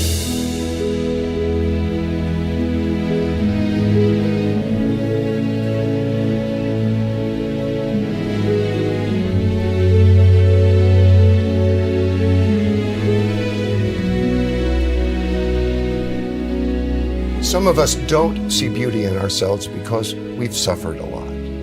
But pain and loss and imperfections are as much a part of the human experience as knots are a part of how trees grow. If we can appreciate the flaws in a piece of wood as part of its natural beauty, might it be possible for us to also appreciate the flaws in ourselves? We often hear the phrase, beauty is in the eyes of the beholder. Of course that's true. And it can be wonderfully liberating to realize that you are the beholder. And you always have the ability to see beauty in yourself and in others and in life itself, even with, or perhaps even sometimes because of, all the problems and challenges. Whatever you've been through and whatever you see when you look in the mirror, one thing is true. It's never too late to start nourishing your body well, treating yourself with kindness, and bringing more love and appreciation to yourself as well as to your world. We wish you as much health, happiness, love, laughter, beauty, and joy as possible. And we look forward to seeing you in the next episode where we're going to dive into cardiovascular and heart health. You'll learn how you can enhance your circulation so that your skin will glow and your hair will be lustrous, and at the same time, you'll be lowering your blood pressure, reducing your risk of heart attack, and creating the conditions for a healthier, happier, and more energetic and fulfilling life.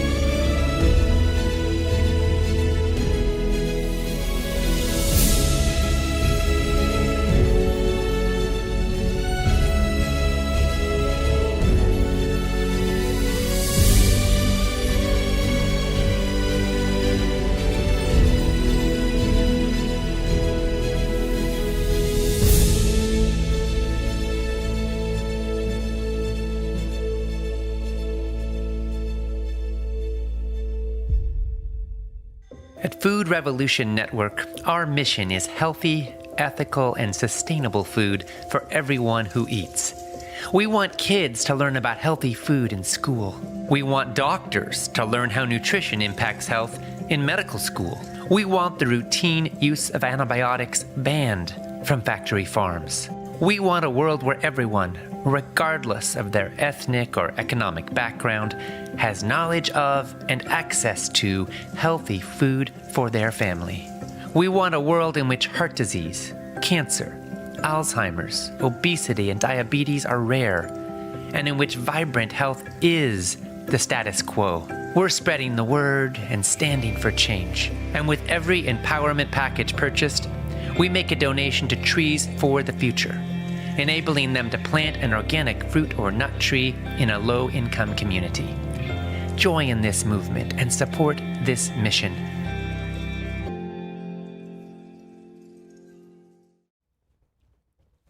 Thanks so much for sharing in that powerful episode. To express your opinions on what you've been hearing and to find out what other folks are saying, post and engage in the comments section on the broadcast page.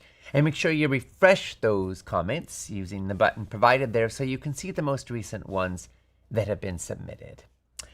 We heard from Jerry, who said, "Hi, Ocean. It's lovely to see your beautiful face every morning." Thank you, Jerry. "I love the Food Revolution Summit. I look forward every year to this event. Thank you to you and your dad for always bringing us the greatest and latest health and wellness and nutrition info and research." Thank you, Jerry. So glad to be with you again, and welcome back to this year's summit. We're so excited to be able to bring this to you and to the world. Elise said, "It was scary when I realized how many products for our skin were filled with chemicals. I guess that I should have known, but never gave it a thought. The perception of beauty and socially acceptable ways of doing things are part of what is ultimately making us sick." Thank you, Elise. And thank you for being a part of this journey. And hopefully, this last episode was supportive to you in your own discovery and journey around what beauty means to you. Each of us has our own experience of that and our own our freedom to decide what is beauty and how do we want to define it and how can we create a relationship to beauty that helps us to love ourselves and care for ourselves and enjoy our lives more. Catherine said, "This series is so informative and inspiring. Thank you. What is your perspective on plant-based proteins like tempeh and tofu and seitan?" Well, Catherine, thank you for asking. We will be discussing protein a lot more in episode 7, so stay tuned for that. Super high level, I will say that plant-based proteins are great. Nutritionally speaking, there's a lot of benefits to them. There are some concerns with animal-based proteins, especially when we get too much of them. We'll be talking about that in depth in episode 7, and some of what you learn may rock your world. But speaking specifically to tempeh and tofu and seitan, I think tempeh is a wonderful food for most people. Of course, always got to say most, because not everyone's the same, right? Not everyone can even digest soy, but for those who can, tempeh is a fermented soybean cake product, and it's made from whole soybeans that are fermented, and there's tremendous health benefits to it. Tofu is mildly processed, but you can make it in your own kitchen from even homemade soy milk, so I don't consider it a highly processed food. And it's got great benefits, and it's super rich in protein. Seitan is a protein that is made from wheat, and it is gluten, essentially. So for people who are not gluten intolerant, it can be a lovely food source, and certainly it can be tasty and give a nice meaty kind of texture, and it's basically pure protein. For folks who are gluten sensitive, however, that's another story. Most people can digest gluten just fine and do not have a problem with seitan, and it can be a rich source of protein as well as culinary enjoyment. But of course, some people are gluten intolerant, and it's a no-no for them. If you want to learn more about protein now and you don't want to wait for episode 7, if you go to foodrevolution.org/protein, you can read an article we've written on the topic that goes in depth into plant-based protein and how much you need and what are the best sources and lots more. Again, that's foodrevolution.org/protein. Marguerite said, "If protein is important for hair and nails, then why is eating collagen, which is a protein, not recommended by the speaker?" And we actually had a lot of questions about collagen, and maybe some of them were addressed in this episode. But on the chance that they weren't, and you'll want to know more, let me give a bit of an overview here of collagen. Okay, so collagen is a kind of protein that's found in our connective tissue, our cartilage, our bone, and our tendons. It helps to keep wrinkles at bay and skin looking plump, and it plays a critical role in supporting health of our nails and our joints. Collagen is the single most abundant protein in the animal kingdom. It comprises about a third of the total protein in your body and accounts for 3/4 of the dry weight of your skin. Now, the collagen that is found in supplements is usually sourced from cows, chickens, and pigs, occasionally from marine life. There are currently no vegan collagen products available, though there are some in the works using genetically engineered yeast or bacteria. In general, collagen that you eat doesn't actually turn into collagen in your body. It's broken down in your stomach as a form of protein. Now, protein can have value or not, depending on your situation. Animal proteins can have some problematic elements. As far as whether eating collagen directly from supplements is beneficial for human health, there hasn't been that much research on the topic. There is a tremendous marketing budget for collagen products. There are some people with anecdotal stories of significant benefit. We don't have all the research that we want, and a lot of the marketing hype is just hype. There are some indications that supplemental collagen could help somewhat to relieve joint pain, prevent bone loss, promote muscle mass, and support heart health, and the research is frankly somewhat mixed. The big thing to know here, though, is that our bodies make collagen. Production typically declines with age. And so, you do want to have enough in your body. Now, the biggest things that degrade collagen are excessive sun exposure, smoking cigarettes, stress, and also poor diet. Since we're in the Food Revolution Summit, I'm going to focus more on the diet piece here. The foods that are high in added sugar and refined carbohydrates can increase oxidative stress and inflammation in your body, and this can actually thin layers of collagen and accentuate signs of aging. So again, the no-nos are going to be added sugars and refined carbs, as well as excessive sun exposure, smoking, excessive stress. Now, the best foods to help protect your body's collagen are going to generally be antioxidants. Some of the top food sources of antioxidants are broccoli, spinach, carrots, and potatoes. And also, there's quite a bit in artichokes and cabbage, asparagus, avocados, beetroot, radish, lettuce, sweet potatoes, squash, pumpkin, collard greens, and kale. Now, I know that's a long list. Some of you may want to watch the replay to catch all that if you're trying to write all this down. Now, what about eating collagen directly? Collagen is found in animal products, as we mentioned, like meat and fish and eggs that contain connective tissue. But again, the collagen you ingest isn't automatically available for your body to use or to turn into collagen in your body. There are some amino acids that are necessary for your body to make collagen, and they can come from any protein source. But plant-based proteins have generally been shown to be healthier sources of protein than animal-based proteins. Now, some of the top sources of plant-based protein, as we've been mentioning, are tofu and tempeh, and all legumes, including beans and peas, lentils, also nuts and seeds, whole grains, even vegetables like broccoli contain a good amount of protein. Some of the nutrients that can most benefit your collagen health and help your body turn proteins into collagen are going to be vitamin C, vitamin E, zinc, sulfur, copper, and polyphenols.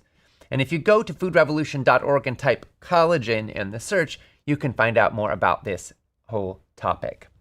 Now, Bonnie said, what causes continued gas in someone who's been a vegan for years? Well, Bonnie, thanks for asking. It really kind of depends how much gas you're referring to. So to be super clear, some gas is totally normal. Everybody farts now and then. Excessive gas to the point of discomfort is not so normal. And you may want to keep a journal and note the foods you eat and when gas is the worst to see if there are some common offenders.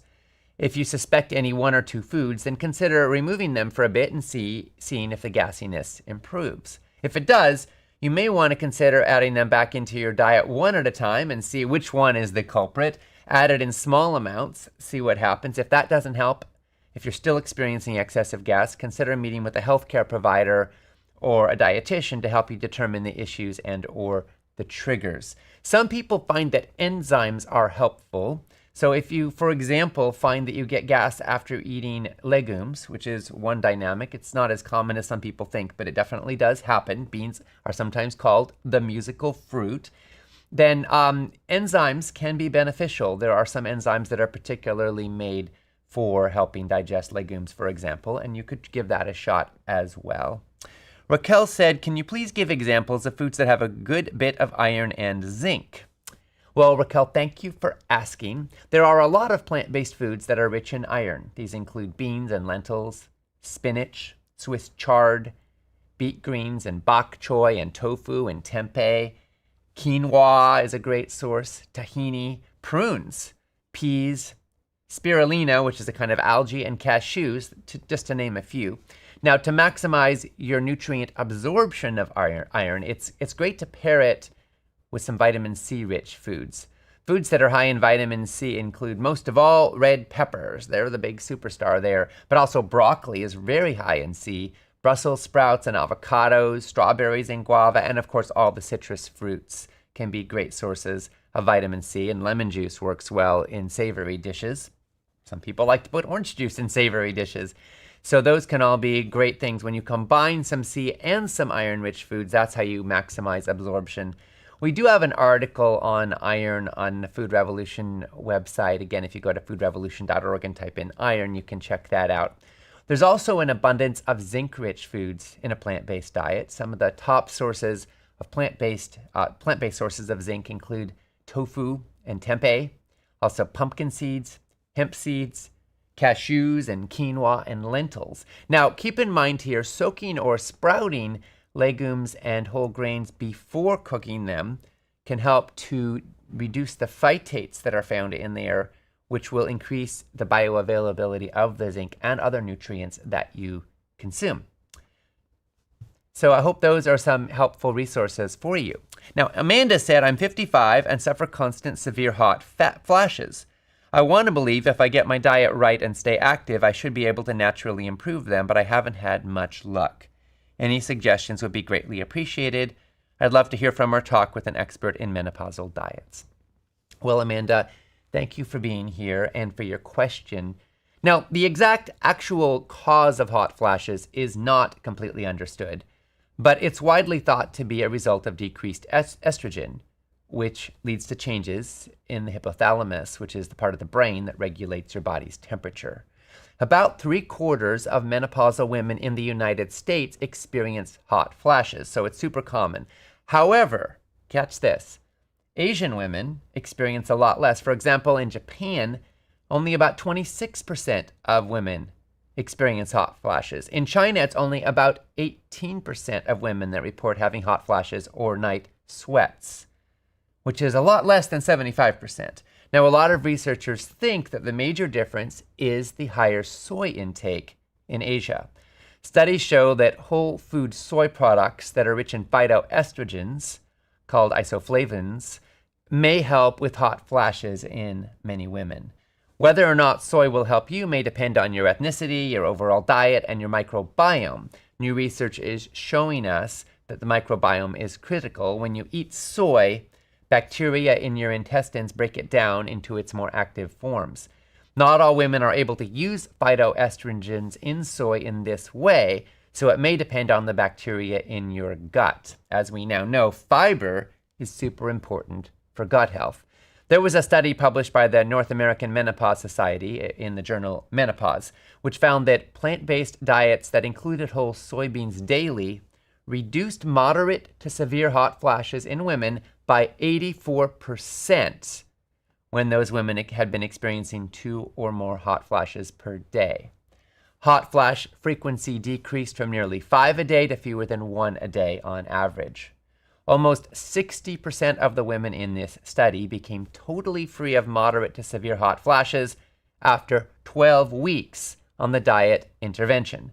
The diet they were eating was a low-fat vegan diet that included lots of fruits, vegetables, beans, and whole grains.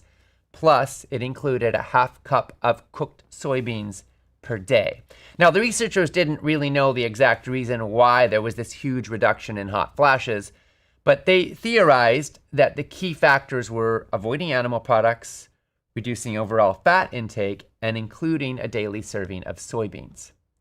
We know that consuming 50 to 100 milligrams per day of isoflavones from food can help to relieve hot flashes. So what does 50 to 100 milligrams of isoflavones look like when it comes to food?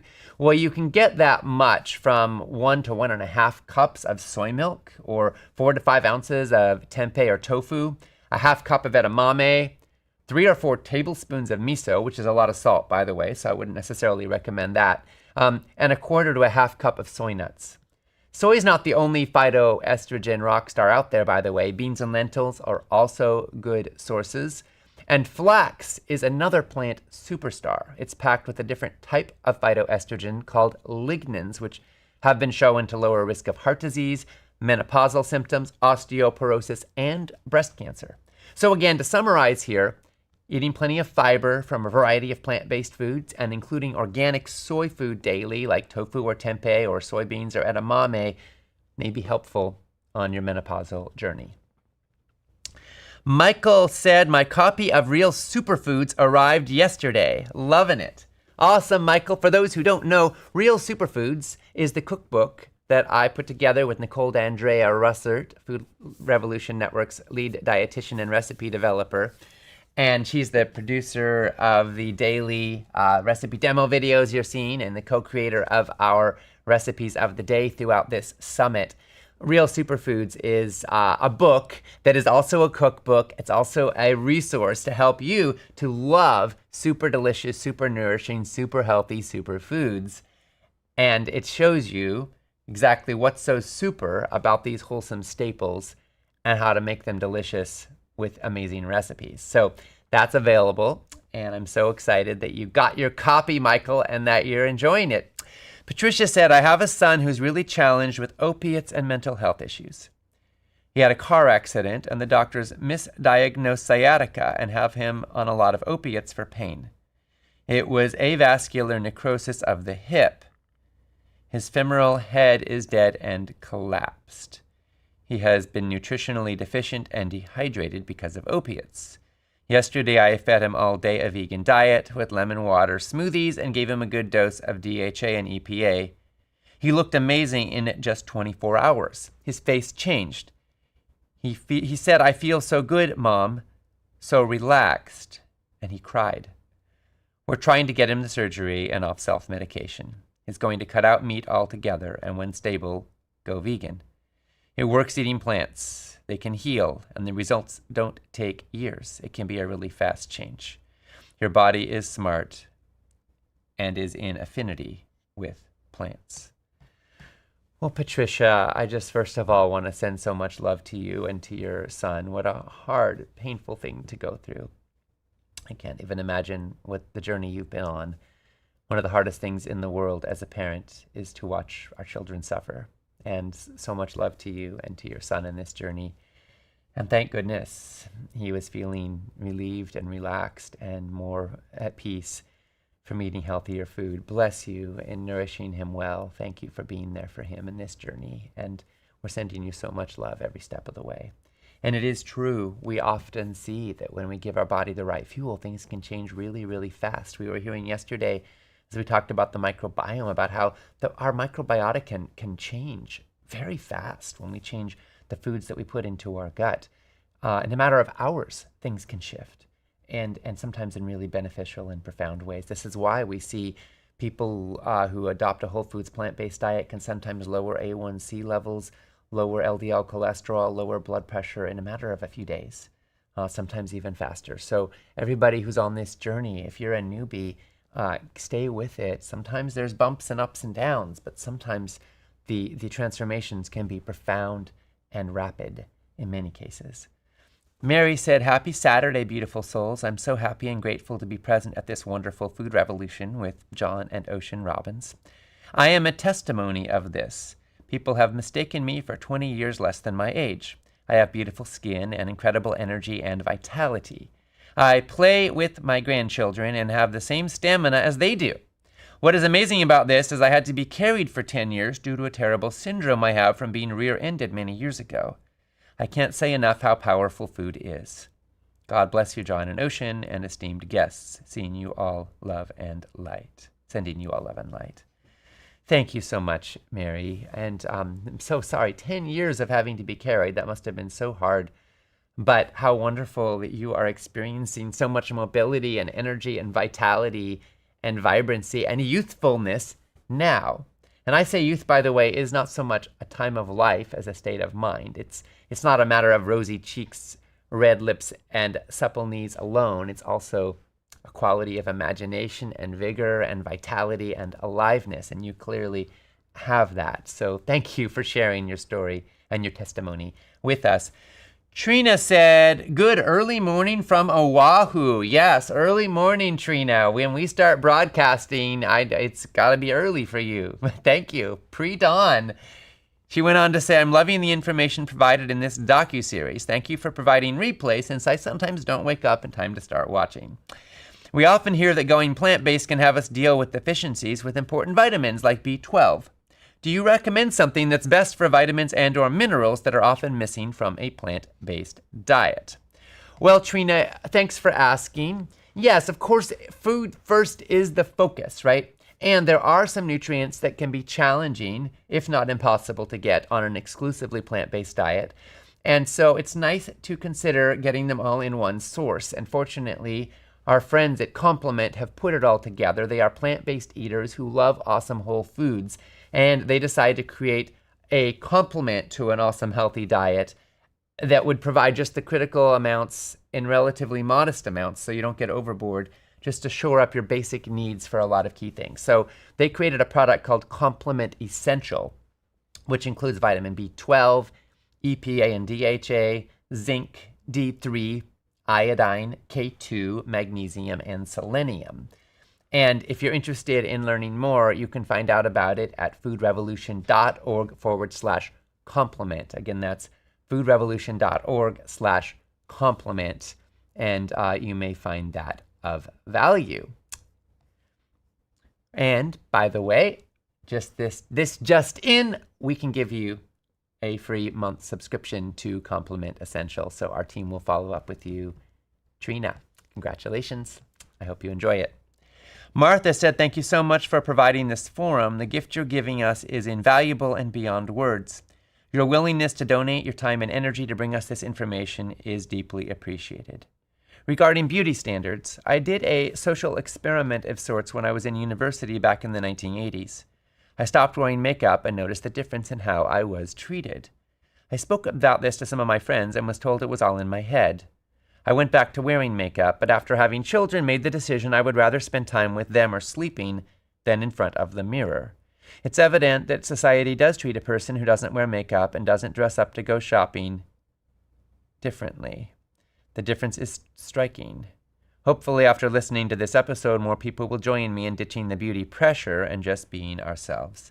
Only by having more people turn away from the false message will we be able to truly feel alive and welcomed in our own skins. Well, Martha, thank you for that, for sharing your journey. And I'm sorry that you felt treated differently when you didn't wear makeup, and I'm glad that you feel liberated by your experience now. And of course, we all have our own unique journeys around this. So if somebody wants to wear makeup and feels good or enjoys that or likes how they're treated differently, bless them, And at the end of the day, what I'm interested in is how can we have more fulfilling, meaningful, happy, joyous, radiant lives? How can we do what we were born to do? How can we give our gifts? And how can we love ourselves and care for ourselves and nurture ourselves along the way? And there are many different paths to doing so. And hopefully what you're learning today, what we're learning today, can help us to be liberated, to become the authors of our own best choices around what really serves our integrity and our values and our radiance. Throughout this summit, I'm so moved by all the comments that are being shared on the broadcast page. Please continue to post and engage there. And I'm also so grateful for all the folks who are stepping up and getting the empowerment package. By investing in the empowerment package, you're making yourself able to absorb this information for life, because you'll have all the recordings and the transcripts and all the bonuses. And you're also supporting our mission so we can keep spreading the word and bringing the food revolution to more and more and more people. Thank you and congratulations to some of our most recent new empowerment package owners, including Milagros from New York, Nancy from Rhode Island, Barbara from Canada, Mike from Colorado, Kim from North Carolina, Linda from Alabama, Laurie from Texas, Anne from Michigan, Susan from the UK, Andrea from Australia, Chris from Pennsylvania. Thank you all so much for investing in your health and in our mission. Now, some of you have probably noticed that every day of this summit, we have 3 extended interviews with the experts that we interviewed for the docuseries. Today, we have 3 extended interviews as part of today's programming that are part of the free summit, available on the broadcast page as soon as this morning's broadcast completes. These are with Apple Bodemer on healthy skin, hair, and nails, wellness practices to nourish your body, heart, and soul. Dr. Bodemer was heavily featured in the episode we shared today. Also, Chef Babette on the Radiance recipe, cultivating wellness from the inside out. And Mindy Pelz on women's wellness, hormones, fasting, and thriving in every stage of life.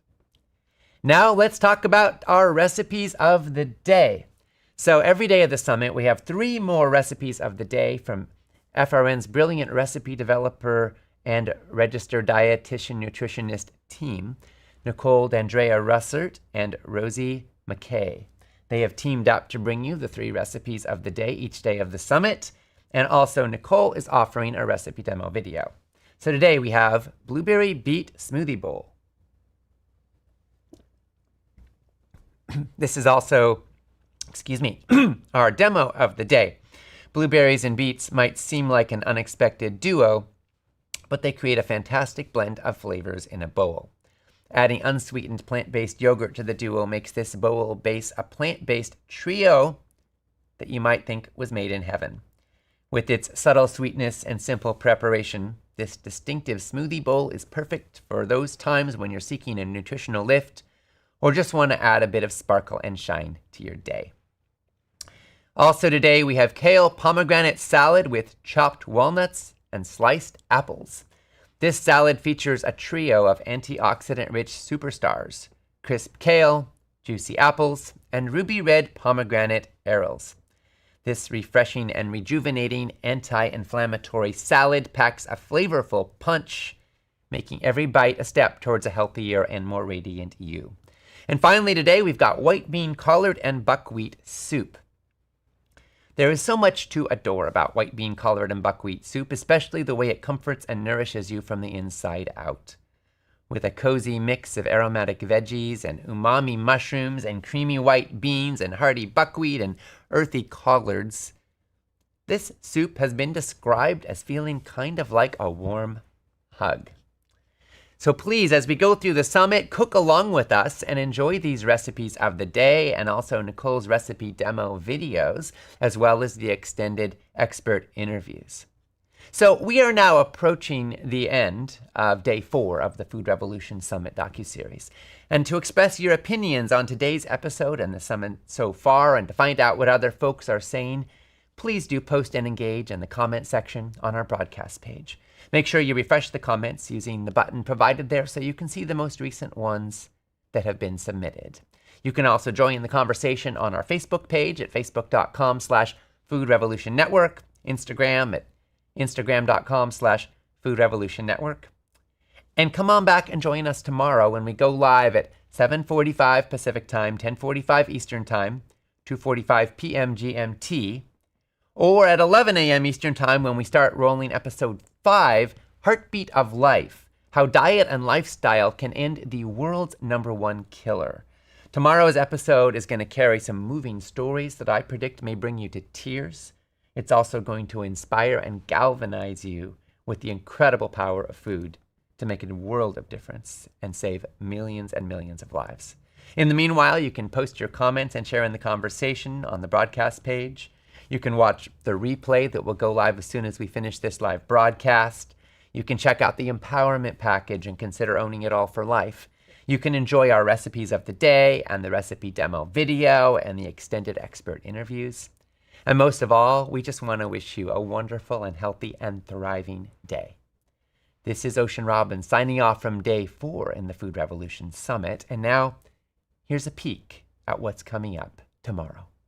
Cardiovascular disease is the leading cause of death on Earth. What really causes it? And how can we not only prevent it, but maybe even reverse its course with the foods that we choose? When you look at the numbers, it is just absolutely mind-boggling that heart disease has been the #1 cause of death in our country every single year since 1919. About 500,000 Americans every year die from heart disease. And to put that in perspective, that's more than the number of American soldiers that died in combat in all wars in American history combined ever. 1 year of heart disease deaths. My mom developed congestive heart failure. I remember her reaching for something and I would say, no, don't let her have that. And they're like, why are you stopping her? Just let her have it. It's just a little of this. It's just a little of that. That little something kept adding up. That addition, those little things that kept adding one more thing and one more thing was what took my mother's life away. And that's where I think lifestyle intervention really is powerful because, you know, people will tell you there's only 2 ways to learn, right? One's through pleasure, one's through pain. And heart attack, pretty painful. And if we can get people to make a massive change from that point forward, can we make them much less likely to have a heart attack? And the answer is yes. We essentially have the cure for America's #1 killer. It's lifestyle, it's not a pill. It's not a drug or a stent or a bypass surgery. In this episode, we'll unravel the core causes of heart disease and discover practical steps to prevent and reverse it. You'll learn about the role of antioxidants, fiber, and other nutrients in promoting cardiovascular health. We'll clear the confusion about saturated fats, trans fats, sugar, salt, and processed foods. What you learn will help you add years to your life and life to your years. Learn how to eat for your heart. Say yes to the future you want. Let's do this.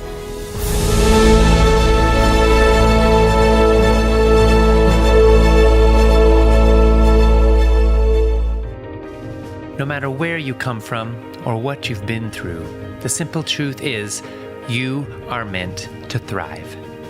You deserve boundless energy, a clear mind, and a lean and healthy body. You deserve to feel confident and clear about what you eat and why. The Food Revolution Summit is packed with insights, and trying to catch and absorb all of them can be hard. That's why we created the Empowerment Package. With your Empowerment Package, you can own the entire summit, plus all the transcripts and loads of bonus materials for life. Absorb this life-changing material at a pace that's comfortable and easy for you. Join this movement. Support this mission. Buy your Empowerment Package today.